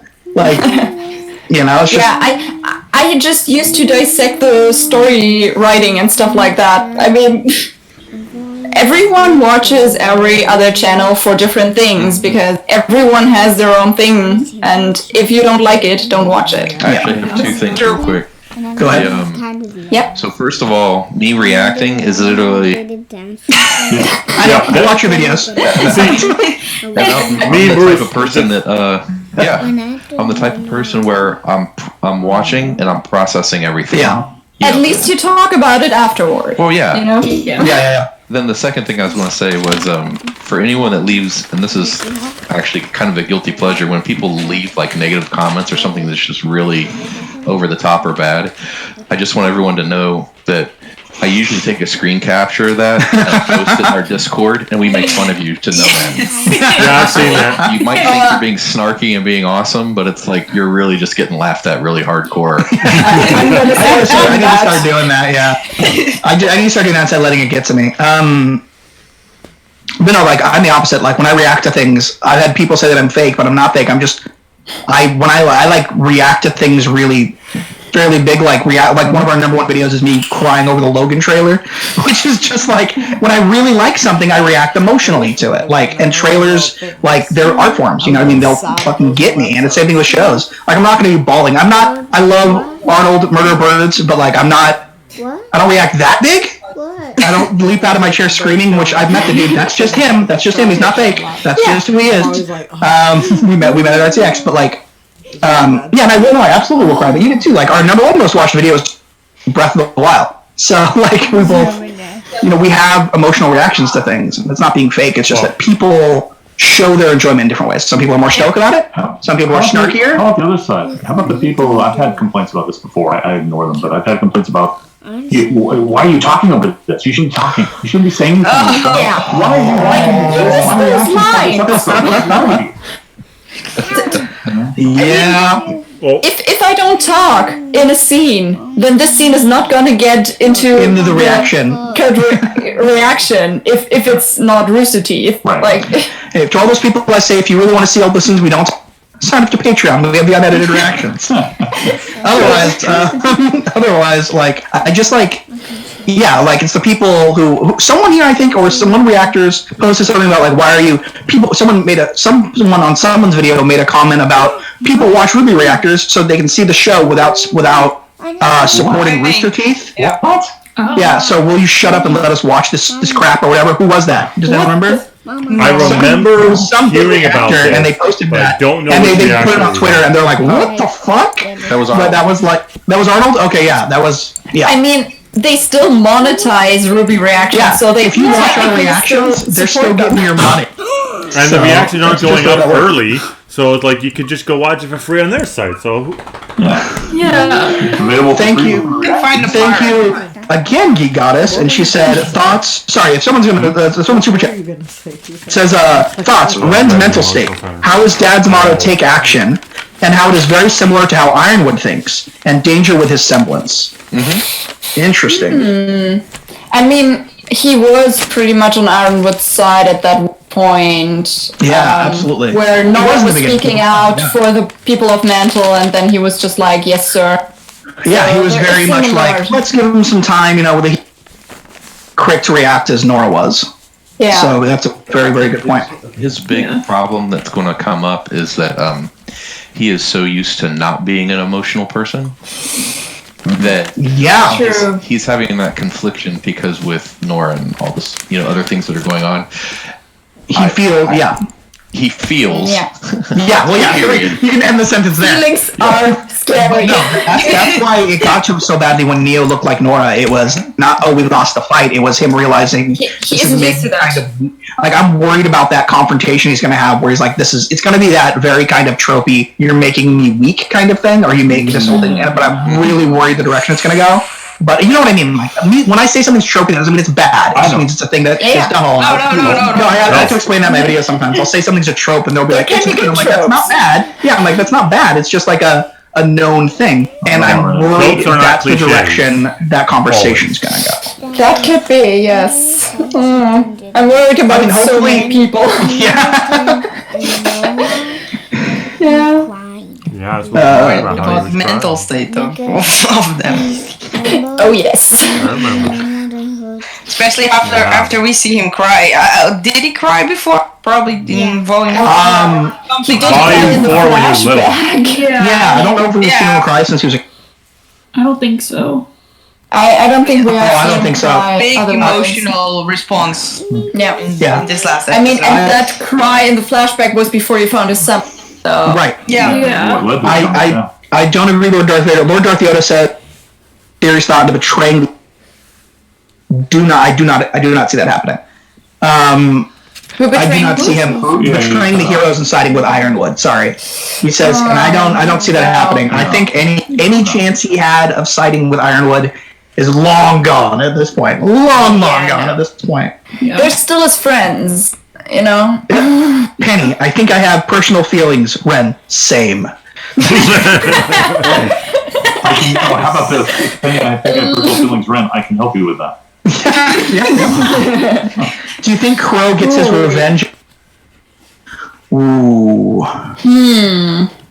Maybe. I mean, he's gonna show up again. I think Ozpin needs his confrontation with James. Ozpin / Oscar needs his confrontation with James. Yeah, that has to happen. Sorry, Mom, you burned your hair. Penny and Ren should just have a long conversation about personal. Yes. Yes.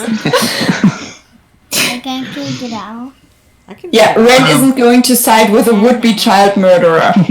Yeah. A comment here. Yeah.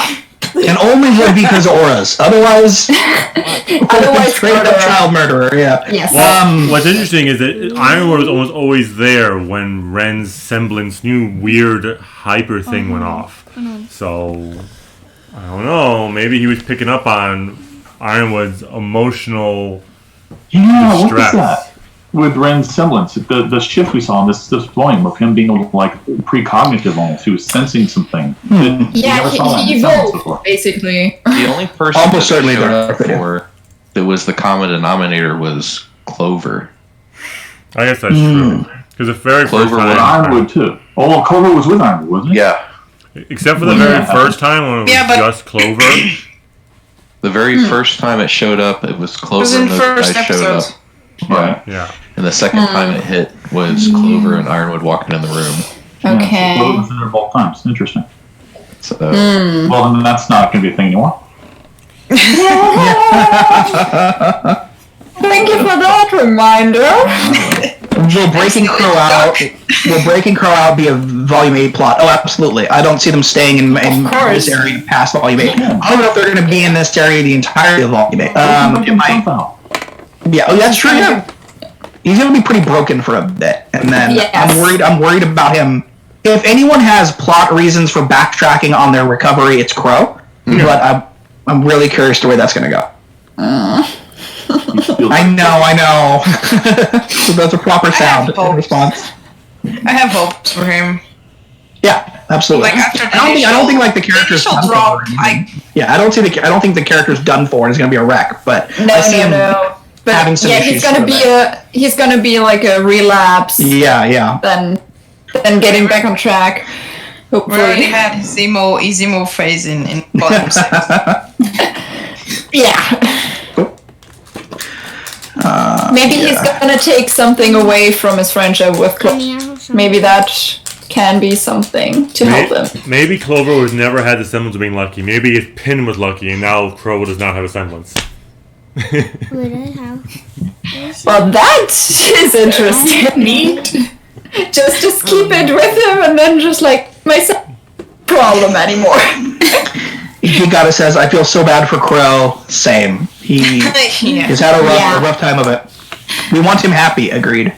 Andy Ross says, "I have hopes that Robin will be a major impact on how one rebounds." Yeah, absolutely. And you can see that kind of in that last scene with them when she was like, she comforts him. Yeah, I really want to see that.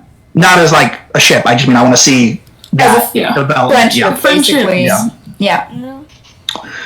Question here from Burncore: will Penny be the new P in Juniper? Got it. I got that as a YouTube comment on my reaction. Yeah. Penny being the new P. I heard that, and I also heard Pine. For Oscar Pine being the other P. that was beforehand, and now kind of I usually call it Junior with Oscar, but I don't think so. I was a fan of Orange. Like Orange. But it would mean Oscar. It would mean Oscar's team leader, yeah. I know. But I don't think Penny's gonna end up little joining. baby. Penny is too RWBY and her BFFs. And then I think one, it'd be too much power to have a maiden traveling with them permanently. And second, I think once they leave Atlas, Penny will stay behind to take care of Atlas and Mantle. So when they move on to Maxwell, she's not going to go with. Yeah. Or she's going to get offed. Wow! Way to go there! That was one of the theories, right?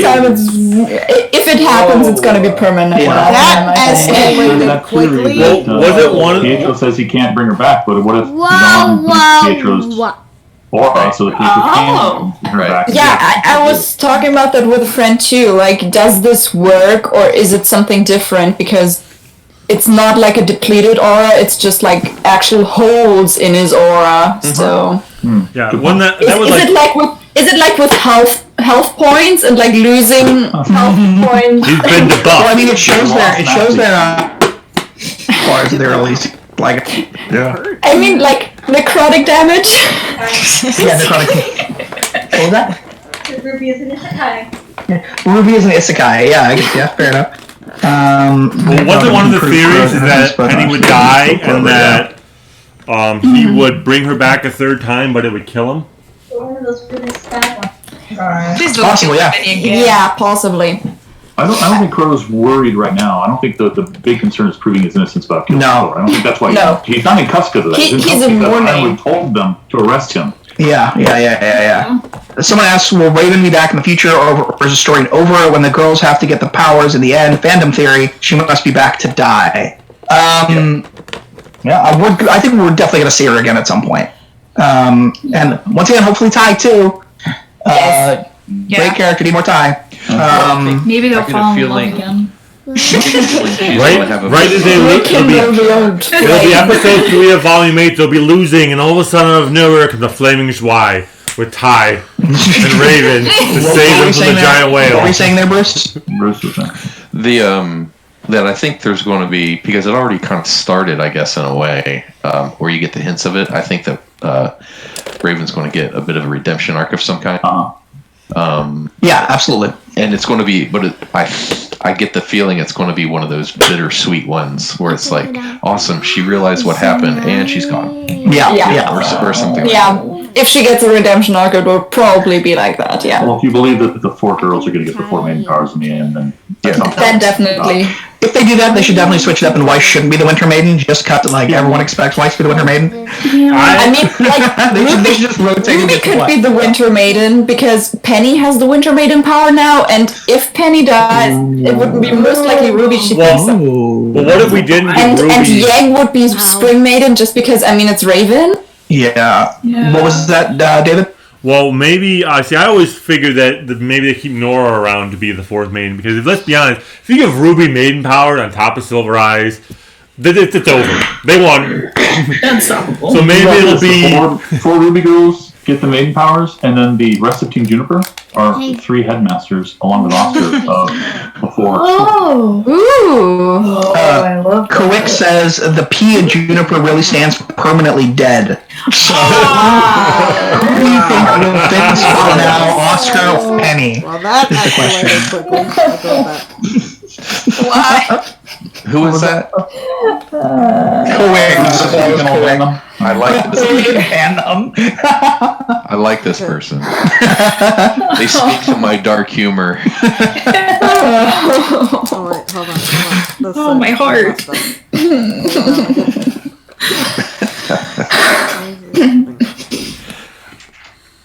Captain, I just noticed that was a cool hoodie. So, thank you. Game Guy is saying, since Ironwood needs Penny back to get the staff, what if he forces Watts to hack Penny and bring her back to him? I don't think you can hack Penny at this point. I know. I don't think I should be on that point. I mean, I think I have no She idea, has but the I free think, will. Has she Yeah. really Free will, gone so- insane enough to go to Watts though? Oh yeah, Well, yes. he didn't. I think couldn't he hack has. him I don't before, think he either. has. He had the He option. still Yeah. thinks he's on Yeah, the they didn't right make- side of everything. She's basically a real girl, you know. Yeah. I Yeah, don't it think wasn't- it would fly well with that theme, that arc of hers being able to be hacked. wasn't she not even hacked originally? No, no. Yeah, She she wasn't. She wasn't hacked to begin at with. all. No. Yeah. They just used her because of the polarity stuff. Yeah. So And they then- got access to her schematics, but they didn't hack her because she's not. Right. She's a robot, but she's not a machine. You know what I mean? You know She's what I mean? online She's- too. Yeah. She's online. She's Yeah. an The thing android, that not a robot. I'm really worried about is that her main powers are going to be like too much for her like metal body, and that like something's going to happen that will destroy her body. Oh god. Oh god. Yeah. Which has happened once before. Someone's talking about how Carrie Miles said that the girls can't become the maidens. I don't know. But I don't know what the reference No is. idea. I Why? heard that one before. Yeah, and anytime anybody says something like this can't happen or that can't happen, It don't. doesn't mean that they can't. Just wait. No, it doesn't mean it can't. They're writers. They're showrunners. They're not going to tell you. Yeah, they're not going to tell you what's I going to mean, happen. we don't know. We don't know how it can be like with Ruby because she has silver eyes already, but like all the other, there is no rule that they couldn't have it. Yeah. So It's kind of like the MCU. If you to lie about going to happen. Well, Oh no, this character's totally not in the movie, but they're like the main character, so they're gonna lie to you if that's what they need to do. most people Yeah. who aren't in the entertainment industry don't understand that there's these things called Yes, non-disclosure. absolutely. NDRs. So NDAs. even if they know and you ask them, it's like, no, really, and they give you an actual answer, never bet that that's the answer. Yeah. yeah, no. And besides of which, writing evolves. You may have, as you write a story, several plot points of what you're going to hit, and then find that the characters shift, which could also screw you sometimes. But just because they said maybe then, no, doesn't mean it won't change. Even like in the MCU with like Tom Holland and all his slips, I can guarantee the majority of those were very Scripted. purposeful. Yeah, 100% scripted. Like the time people were freaking out because he accidentally leaked the trailer. He did not accidentally leak the trailer. Come on now. So He would not have come back as Spider-Man if he had accidentally leaked the trailer. Yeah, there's Personally, I can see Yang becoming the mid, and I don't really see the other ones. Just merely for personal choice, you know, of what I would like to see. I wouldn't like to see them, all of them having the powers. Yeah, no. Yeah, I just want that too. concentrated in one. I can't think of any specific plot thing they might do, other than they're like, oh, the story ended with everybody dying. Like, I can't think of any specific thing they'd do that'd be like, I hate that. Like, pretty much anything they'll do. I'm really good at kind of like rolling with the writing. That's actually not true. There are a lot of things that like but like I like to think that I am. But then I'm like remembering fairy tale episodes. I'm like, oh, never mind. They'll straight up tell you, I'm like, I did not like that. Sure. But I can't think of anything in particular like that where I'm like, I can't think of something I don't want them to do. But I'm sure I'd know it if I saw it. I just don't Like, want oh, don't like that. Moment. Oh, you for What, Bruce? sure got in the I said I don't want to Yeah, count. that's what I'm talking about. Yeah, I'm like I had. Still didn't hear you. Yeah, sorry. Go ahead. You and your Captain Planet moment. But yeah, that's what I don't want. Is with our powers combined, we defeat No. Salem. Oh, see, I want that. I want my Captain Planet moment. No, I don't mind it happening, but it needs to be something that's different. It can't Actually- be as cut and dry as that. Geek Goddess just said that. Avalon just said, I want Penny to gather all of the powers. And Geek Goddess just said, if they give them the powers, it better be epic because I never really liked the idea. My idea was Penny will gather all four of them and return them to Oscar. That's a really interesting idea. I like that a lot. Trent is a nice I like that a lot. because If you buy it them. basically belongs to If you buy the idea that literally that Ozma gave the powers to the Right, right, not right. that they were given to his children, his three Right. daughters. Right. Well, we could. I'd say after that we re-entitle the show "Small Wonder." So many people aren't going to get that reference. I know half of them are here. There's a show in the 80s about a little girl who was a robot, She lived in like the closet. It was super weird. Yeah. She was like a robot little girl, like literally lived in the closet. But she's a robot little girl, and there was a family, and it was like a sitcom in the '80s called Small Wonder. Oh my god, David doesn't even know. Okay, was it a cable show? No. Was it? I didn't. Just stare at the screen blankly. We had one TV in the basement of our house. Okay, I barely played video games on it, so I didn't watch anything. We read books. Okay. I grew up on a lot of like I'm up there in age, and like I watched things. Like my first TV crush was Funky Brewster. So like when I was a very little kid. So like yeah. I don't know anything that I... And then oddly enough, Gadget from Rescue Ranger, but I'm not gonna go into that. I'm very lost in these references. Sorry. Well, I wonder how John's semblance will evolve because there was brief talk between Vine and John about extending your Yeah. Maybe that'll be his range. An area of effect. I want to know what's going on with Ruby's semblance too, because Harriet mentioned something like that too. Yeah. Yeah, it's different than just a speed semblance. Does she mean the being into rose petals and like dividing herself and stuff, or is there more to it? She has the quantum tunneling. Basically a slower teleport. Yeah. And you've seen her slower teleport. Yeah, and you've seen her grab and then flower petal with Weiss. Yeah. So you know that she could. And Nora. Yeah. Oh, yeah. So like. I wonder what that was to Weiss. What was that experience? Would you like Geek Goddess, thank you so much for the donations and thanks for hanging out. Bye. Did she have to vomit afterwards? So then don't let Ruby do that with Jean. I do think that cold open last volume. Did that with John.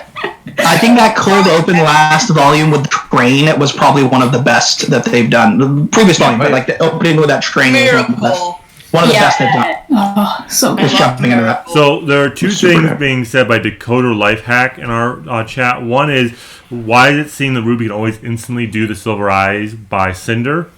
And the one saying is, do you think the maidens can use true magic or just elemental forces? Or what? Do you think that the maidens can use true magic or just elemental like forces? We've never seen them do anything outside of elemental attacks. Even Amber and Ozma's magic. Yeah, like they actually cast the real stuff. And then the other one being, why is it that it always seems like no matter what's going on, Ruby can always use the Silver Eyes? Because it looked like Salem broke her eyes. Yeah, she broke her eyes. She saw Cinder. Yeah. Poof. No, I know that, but I mean, like she broke her, not the power. Yeah, the power's there. It was kind of this emotional thing. Because her power has been shown to work when she's at peace, basically, when she's thinking of like good things. Yeah, but is when it works the best. next episode she used it on but not the power. You have to have Grimm. I mean, we have We have the twisting of the scene. Yeah. Because had someone mentioned that, they're like, "Why is if Salem's not afraid of the Silver Eyes? She is. She wasn't there. That wasn't Salem. That was a projection. It was like why is her power not work on the TV? It's because the person on the TV is not there. It's the same thing. The only Grimm being there was the jelly. So it was gone. It was dead. It had been destroyed. And it was dead. I have a little body tear. Can we talk about how creepy that animation was whenever like it broke and then Salem came up like so good. You're so cute. She's like one of those Salem has a new dress. Boob window. It's like one of those. Yeah, the boob window. That's right. Someone did ask She already had a boob window, but now it's bigger. That's fair. I never noticed. It is a bigger boob window. Salem. Alcohol. Lord Darth Yoda says V8's beginning either going to be insane or Richard bangs into the shields and spends the entire volume circling Atlas. Both very equally likely, honestly. But I'm not sure which one it's going to be. Yeah. The shields down. Oh yeah, the shields are down. Yeah, no, yeah. Oh, that's right. Right. Atlas is falling for sure. Oh yeah. As I said, I want that fight scene like Age of Ultron style, where they're fighting on the falling mantle. Yeah. I my head doesn't jump to that. It jumps to Final Fantasy VI because I'm old and I think of the Flying Continent falling. Okay. I was talking about the Age of Ultron thing, like from the first episode of when we knew that Atlas was like floating in the air. Then as soon as they're like, it's floating because of the relic. According What's going to happen? According to Brandy, Selma Hayek is the inspiration behind Cinder's dress here. No, Salem's dress Here. That's the inspiration right there. According to Brandy, that's the inspiration for Salem's dress. Nobody saw that. Yeah, at RTX, Jessica was dressed up like Cinder's new costume. She had like the new one with like the poncho thing. See, look, It was like her costume. I love that one. Yeah. It's different She was really cool. It's very different. It's not, there's nothing red in it. Yeah, she changed colors. Yeah. I think it looks better now than it did, because now it looks like, when we saw her near the end of this volume, there was detail in it, I want to say. And I think it was more interesting than when we saw it last volume. I really like Neo's thing with like, well, it's Neo, so... It works well with the head. It works well with the head. She's best non-hero character, I'm going to say. Non-hero. Because whenever I say Weiss's best girl, I have to be like, but I mean hero. Like, overall, like, Neo's pretty great. Yes. Because I don't want it to tingle my hair anymore. Spring girl. Her hair is really cool this volume. It's all curly. I loved one of my things. I went back and I'm like, but as soon as they had that reveal for her being the maid or whatever, I'm like, that was another one of those reactions where I just like fast forward to that. I'm like, all right, do they notice? How do they react? And it's just the best. There's always those spots where you pick like 3 or 4 moments. Yeah. Okay. I want to jump straight to these. Yes. And then I'll watch the whole thing later, but I'm going to check these first. I want to see if it's worth my time. Bruce says, obviously different Bruce, long structures on... long structures on bottom of Atlas is an emergency landing gear. No, probably not. No. Power cables and stuff. Yeah. That kind of forethought. That's to keep it on the dock, so to speak. The mooring. That's what I was looking for. Mooring. Yeah, I don't think the heroes want Salem herself on the ground. She enters the fight. Everyone's in trouble. Yeah. The only one who can hold his own at all would be Ozma. Now we have a fully realized Oscar-Ozma combination. He's the only one who can actually hold her back, but we know he can't beat her. Because she'll kill him. And honestly, I don't even think he could hold her back anymore, because the last time they fought full out, their daughters were there, but those he hadn't given his power away yet. Those weren't the maidens. They were. I always felt they were the inspiration for the maidens later on. Since then, he's given his power away, so now I think Salem would kick his butt. He wouldn't even fully merged together, superpowered. What is it? What is the name for him? Oscar. There we go. Oscar would still get his butt kicked. I'm a firm believer in the thought that the story of the 4 maidens being granted powers is just metaphor. And his daughters really were maidens. Yeah. And when they died, their spirits went and found I did a whole theory video on that. It's a good idea. That's a good idea. I like that. Yeah. So we've got another question from Dakota Lifehack. Well, he asked the one about, we already answered if we think, some of us were talking about how we'll have the villains will win all next volume maybe. But he also wanted to know what are our favorite RWBY weapons. So mine clearly is Nora's. I don't know all their names, and I hate that I don't know all their names, but I'm bad enough with people's names, let alone weapons. I love Martinaster, I want to say. Martinaster. Weiss's rapier. I loved that. I didn't realize in this episode, until the season, I thought that Winter also used a rapier, and it wasn't until the better graphics I realized she used a saber, like an officer's cavalry saber, and I fucking loved it, even though it didn't do anything crazy. I just loved it, especially when she's separated into 2 weapons. For me, it's Martinaster followed by Scarlet Rose. What's your favorite? The scythe. Crescent Rose. Thank you. I was wrong both times. Yeah, followed by the scythe. But they're all cool. Like, I can't think of a single weapon where I'm like, yeah. Like, at least of the main characters. I would want Crescent Rose, but I would probably be better with Blake's weapon personally. But I like. Oh, I would suck with all of them. I wouldn't be good with any of them. Oh no, I'm good with weapons, so that's why I would be like, I'd want Ruby's thing. Yeah, exactly. Clara says she wants all 4 girls, the whole 4 main girls' weapons. Then she wants Velvet. Yeah, Ruby. Velvet is the best. Oh yeah, so like, Velvet has the best semblance and weapon probably in the entire series. Yes. Because it's all of them. My favorite one. I told you. I guess her Interesting collection, but cut right through a Grimm like that. That's interesting. I don't want that to happen at all. Click says, new theory. What if Ruby uses silver eyes on the Grimm? Which will not. I really don't want that to happen because I don't need another big thing to be Ruby's fault. Or to be like, I don't want that at all. I would be out. Sorry, I said earlier that there was nothing I can think of the writers could do that's it. That's the one right there. That's silver eyes on the Grimm, then on the whale, and then the whale falls and crushes Mantle. No, that would piss me off. That would piss me off too. Yeah, I think that one might be a little too big.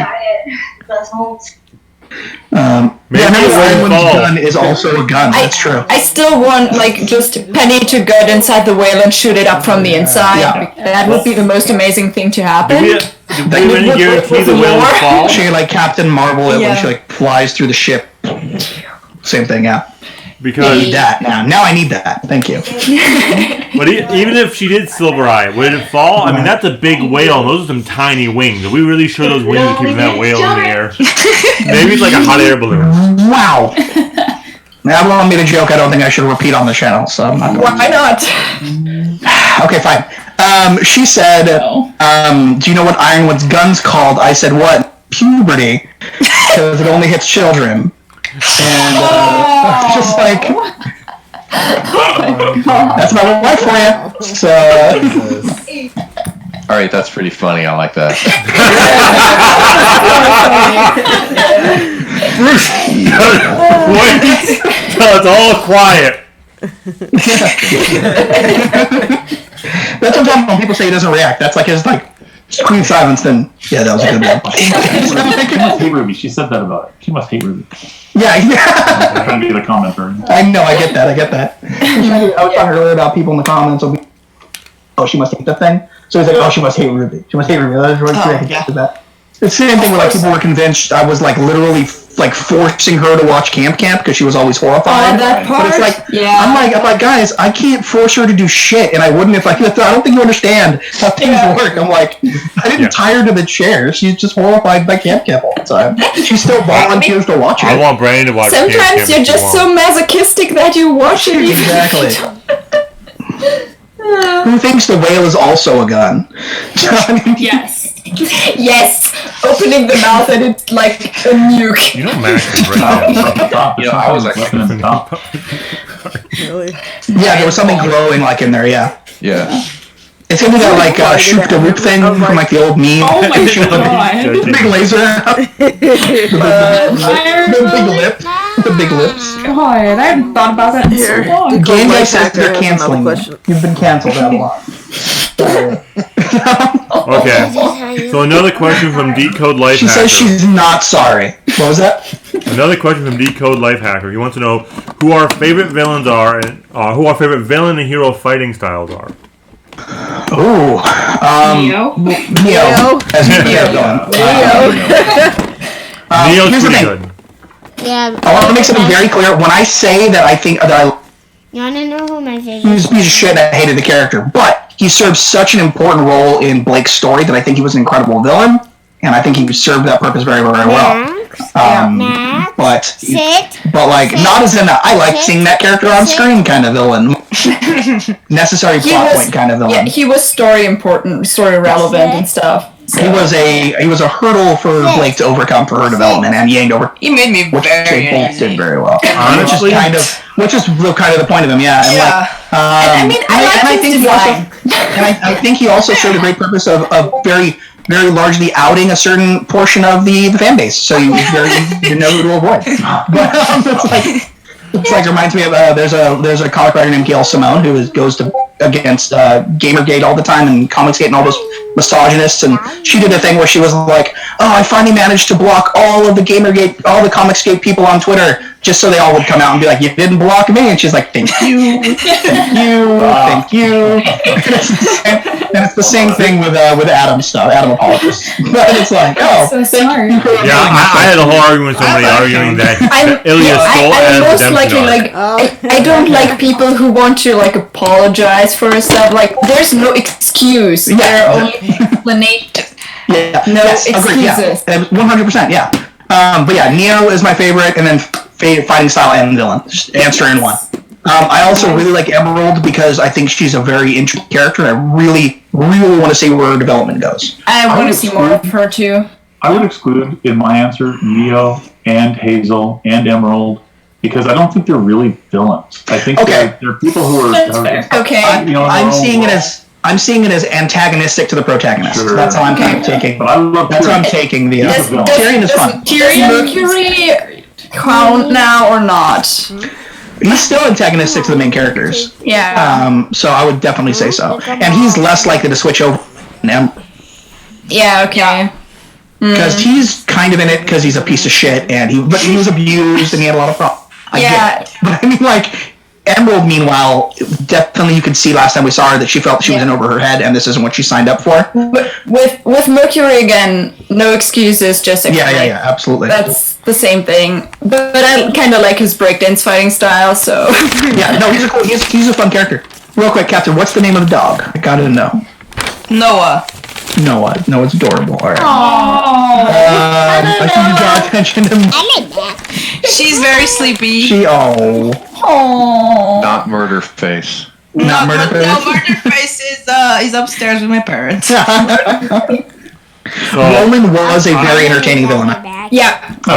I think definitely. my favorite villain fighting style was actually, I think, Watts, because it was so technical. And I think my favorite hero fighting style is from RWBY Grimm Apocalypse. It's Pyrrha. It's just really fun and technical. I like technical fighting, I think. I like all the fancy. Pyrrha. I hope we get. Go ahead. Boom. I hope we get Team Funky more next volume, but I doubt we will. Yes. Yeah, I doubt it. I doubt it, but it would be fun. It would be fun. Maybe I was so happy to see. Yeah. It's very surprising and very cool to see them. I liked to see how they did the rainbow stuff and in the new animation stuff. It looks so great. I'm always really happy when I get to see, like, I want to see Vacuo stuff mainly because I want to see those teams in these graphics. Yeah. Just for an episode, I want to see like Velvet and Coco and all the other ones and all those characters in this art style. Yeah. Definitely. Which one was Scarlet? Was Scarlet the Peter Pan one? Which one was Peter Pan? Yeah. Yes, it was. That's my boyfriend. Kevin. Well, back to the villain stuff. Yeah. Is it only villains? Because he'd asked for both. What's your favorite villain and hero fighting styles? Well, for villains, I would say probably Neo. Cinder's up there too. But if we go by antagonists, I would go with Raven. Oh yeah. I go with Neo. Sorta, gray in the middle. For fighting style, definitely Neo. Ever since Volume 2, ever since she kicked ass. I want to hear Avalon's response to this real quick. Avalon, favorite antagonist and favorite show? My favorite antagonist. Antagonist, that's right. Antagonist. Favorite antagonist is romance. Oh, okay. Fighting style is voyeurism. Fair enough. All right, you're in here first. Her favorite antagonist is romance, and her favorite fighting style. You cut out. Who was she said her favorite antagonist was romance. Yeah. And her favorite fighting style was voyeurism.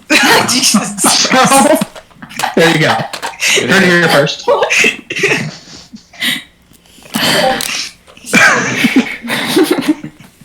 I mean, Velvet or voyeurism? Oh, okay. Velvet is for voyeurism, I guess. Okay. She takes photos of everything. Yes. Okay. Interesting. And what about for romance? Just in general, just romance in general. Okay, my bad. Oh, it wasn't a joke. That was just romance in general. Okay. Yeah. Romance is gonna destroy us all.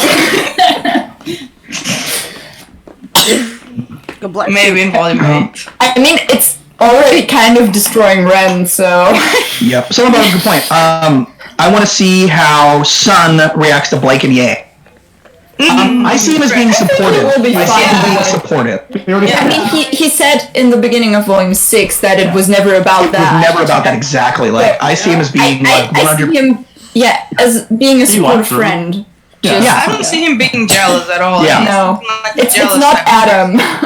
Yeah, exactly. Yeah. It's not Adam. What do you see in her? Yeah, I don't see drama coming from that. If anything, I see him go, oh, good for them.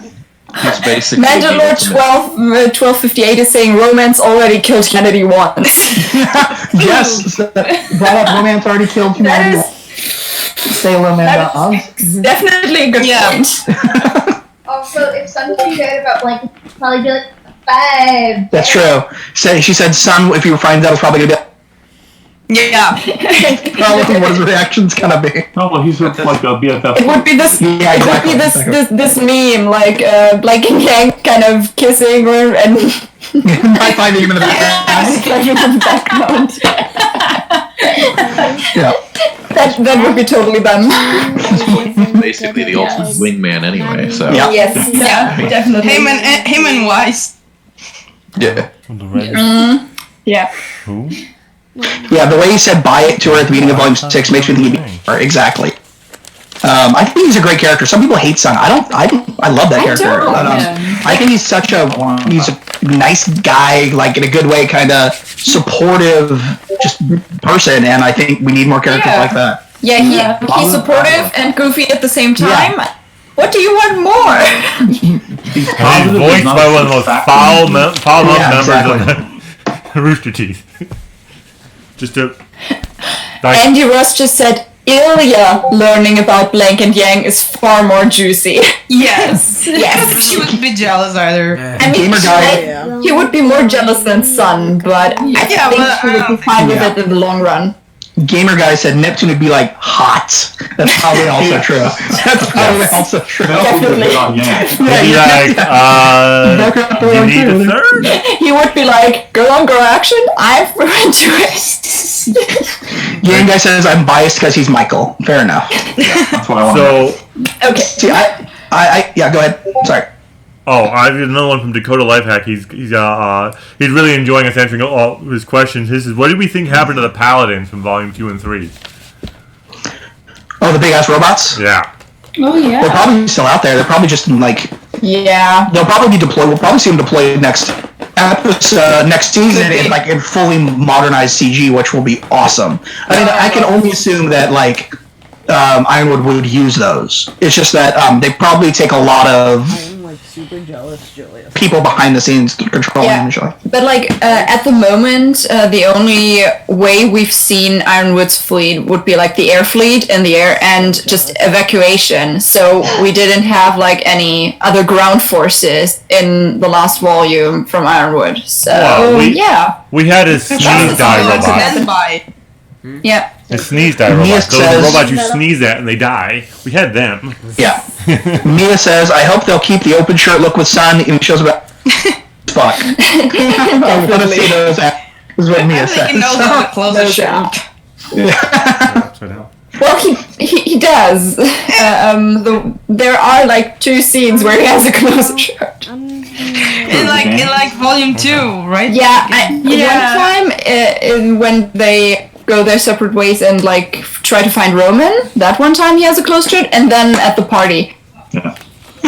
But those are the only ones.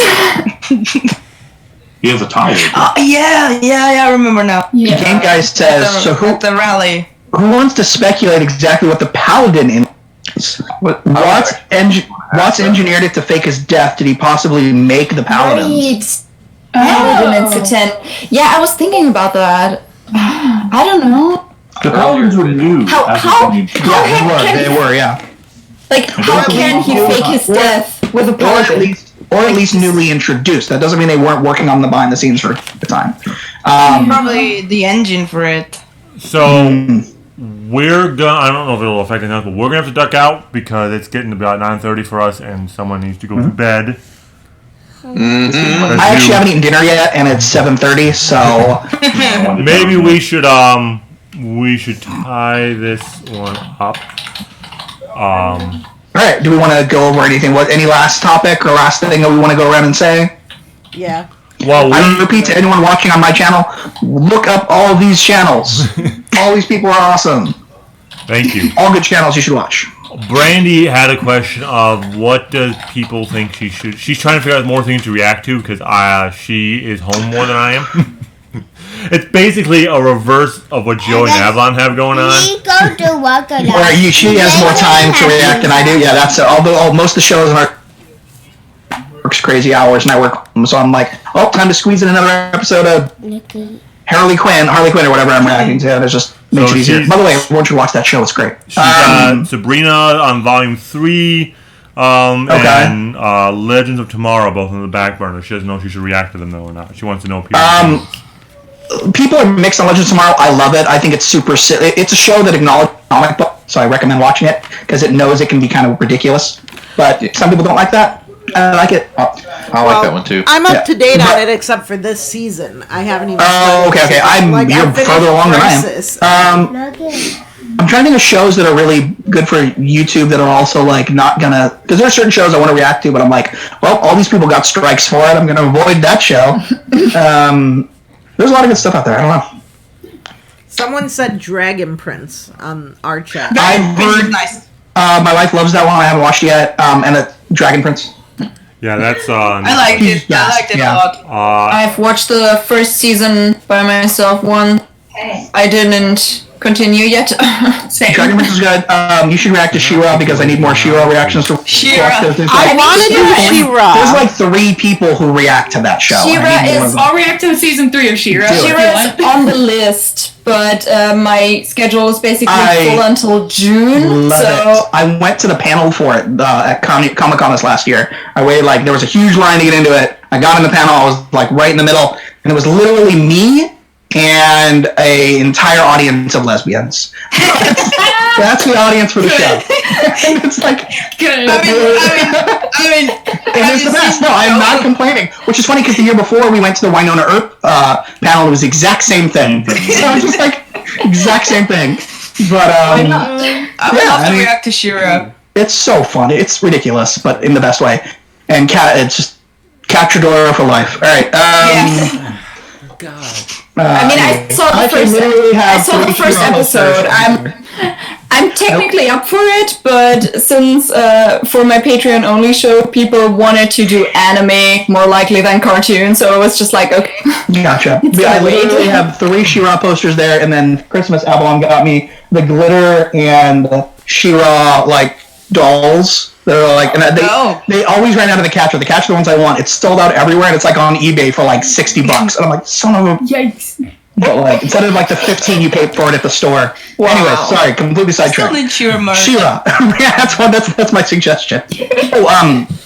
Yeah, that's my big suggestion. Right. Not enough people react. A lot of cartoons, a lot of people don't react to. You should. Okay. I liked the 12 Forever.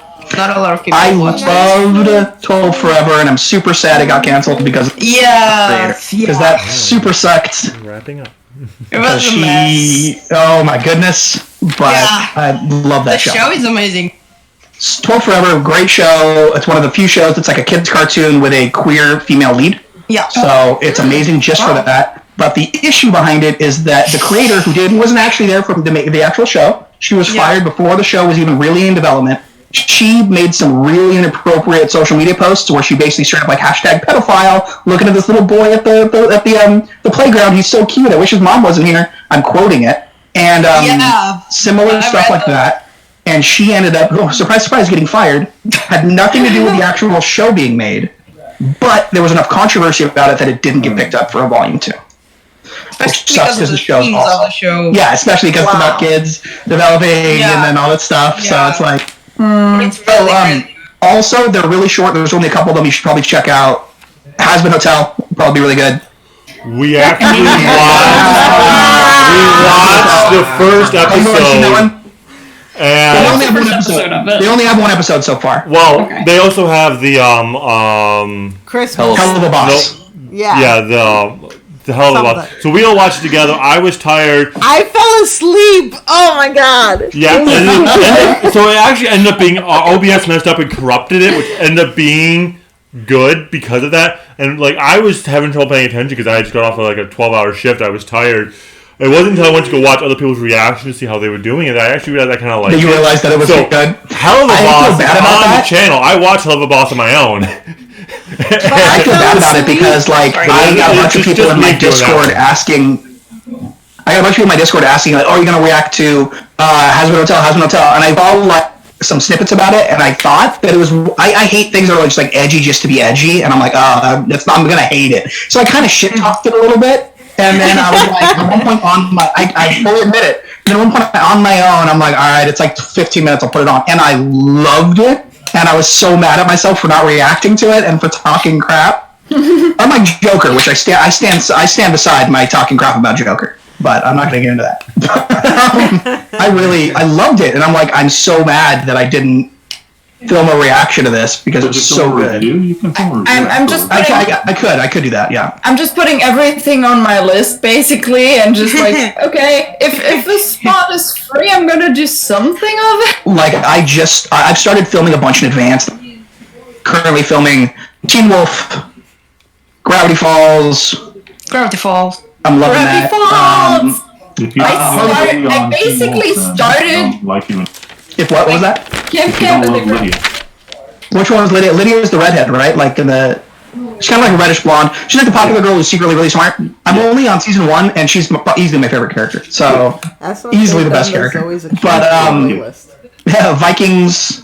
Don't remember. Once again, Harley Quinn. Everyone should check that show out. It's way better than it. We did film a reaction. I have not gotten up yet to the new show they had. They are on YouTube. They're advertising the Zoe's Extreme Playlist, the musical comedy.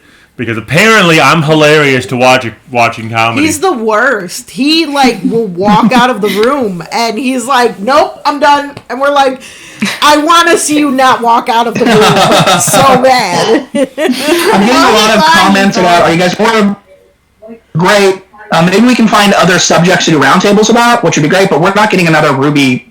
Well, at least probably until we get more RWBY. But just do October Reactors Roundtable without that. Exactly. We can do something without RWBY and be like, things. Yeah, that would be cool. Because it was very successful. Yeah. So this was pretty much all StoryFNDM's idea, right? This was all you who put this together, right? Yeah. Because this was great idea. I won't deny. I slightly stole the idea from. I used to play a game that I burned out on, but I used to love called Elite Dangerous. And for a while, they were doing all those content releases, so all the content creators for Elite Dangerous would get together every Friday and do a big group stream to talk about it. I'm like, RWBY's really good. What if we did a group stream about that? It's a good idea. So anyways, I should dip out and eat. So, it was great meeting some of you for the first time. So it was good meeting you all. Just actually meeting. Hello. Yes. I watch all the reactions. There are several sub-active Discords that if you're not in, you should check out. I have a Discord now. It's pretty new and it's not very active yet. But if you want to jump, and then I know that Sirs and Madams has one. I have one. I'll have to check out both of yours. Are they listed under your? Mine is always listed in the descriptions of my videos. So. What about yours? I don't remember if I posted it on my YouTube yet or not, but I can leave a link in here and then I'll post it on my YouTube. Yes, I'm not in the chat though, so I'm in my. So we'll find a way. I don't know, but people should. Yeah, and I'll be honest, I have never watched reactions, so it was nice meeting all of you. Before we started this, I asked David, I'm like, do people really watch people react to stuff? I really don't understand the concept. Yes. Oh God! And then I showed her Rooster Teeth reacting to murder of birds. I'm like, look, Really? That they is have one so of the much greatest reactors videos on and reacting YouTube. to I reactors. just watched that, like, not today because it's like almost 5, but I love how people are like, yesterday we're with my gonna kill friend. him. Like, oh my god. And he's like, oh, Penny. And they're like, oh no, he doesn't know what's gonna happen. It's one of the best. And the end with, we're gonna destroy you with our heart. That's so cute. So there's one particular reactor who's new. Okay. That I've caught his stuff, and he's actually comes from an animation background. Oh yeah. And, I think I know who you're talking about. yeah, and he's actually, back in the day, he had actually like met Monty several times. Oh wow. Wow. And so, but he just decided to randomly have this channel, and it's let's see, It's AG. AG and Chill, AEGE ampersand CHILL. AEGE ampersand in one word or multiple words? One word, and then Chill CHILL. I see AG and Chill. Yeah, so It's super funny. yeah, and he catches everything. Interesting. Like, Subscribe. Yeah, he catches everything, and I've like the smallest details that he'll just notice that have to do with animation or plot devices, or he'll make predictions like 3 episodes earlier. Be like, I get a feeling that this is going to be important, or for some reason I think this is a big deal, and it's like that's the entire plot device of the show. It's a big deal, but he just doesn't know it yet. But yeah, he's a really good one to watch too. So He did miss Blake's Faunus. Yeah. Is it actually on the thumbnail? It says, "How did I miss those ears?" That's the funny thing is, in one of the previous episodes, he saw the bow move, and he thought it was an animation glitch, and he noticed that. But then fast forward all that time, and he was like, "Oh, wait a minute." I was just double checking that I am in fact subscribed to all your. All right. All right. Okay. Yeah. I know for some of them, like I've watched a bunch of ones, so I figure. He's a lot of fun, and he's just getting started. He said something the other day about like, oh, holy crap, there's 7 volumes. So, He's not finishing the first, I think. Yeah, he's up to chapter 15. On that note, I am gonna go. Alright. So great talking, everybody. Great meeting people who I'm meeting. Yeah. Yeah. It's I'll almost see some of 5, and I you. kind of have something to do at like 6. well, like at noon. Oh shit. Buddy. All right. I told them I would be tired. You have musicians hours. Bye, everyone. Bye, everybody. Thanks for watching the stream. Bye. Peace out. Watch the Sayonara. stream. Yeah, thank you. And I'm gonna have a stream. One thing for those that are still there, I'm gonna have a stream next weekend to celebrate 1K subscribers. Awesome. So if you want to join in, And congratulations on 1K subscribers. thank you. I'm gonna still say What which was that time, but you know. You can get They were 10 cents just a month from subscribing YouTube. Yeah. That's about how it works. Ask That's them it. real quick. Bye. Bye. But no, he's out. Wait, let's okay. Hey, Oh Bruce, god, really quick. I kind of still have to stop the stream. Okay, bye. Randy's trying to respond to Bye. someone in the chat. What was the name of the channel again? The new one. Oh, yeah, spelled AEGE, Okay. and then or ampersand, and then CHILL. We'll do it last, okay? Whoa. Okay. I really love him. I haven't had to watch his Thank stuff you. yet, but I actually saw him before he started posting, but then I was like, oh hey, is that guy? Okay. Weird name. All right. All right. Well, thank you guys. Cool. Bye. Yeah. Thank you. Bye. Did you really?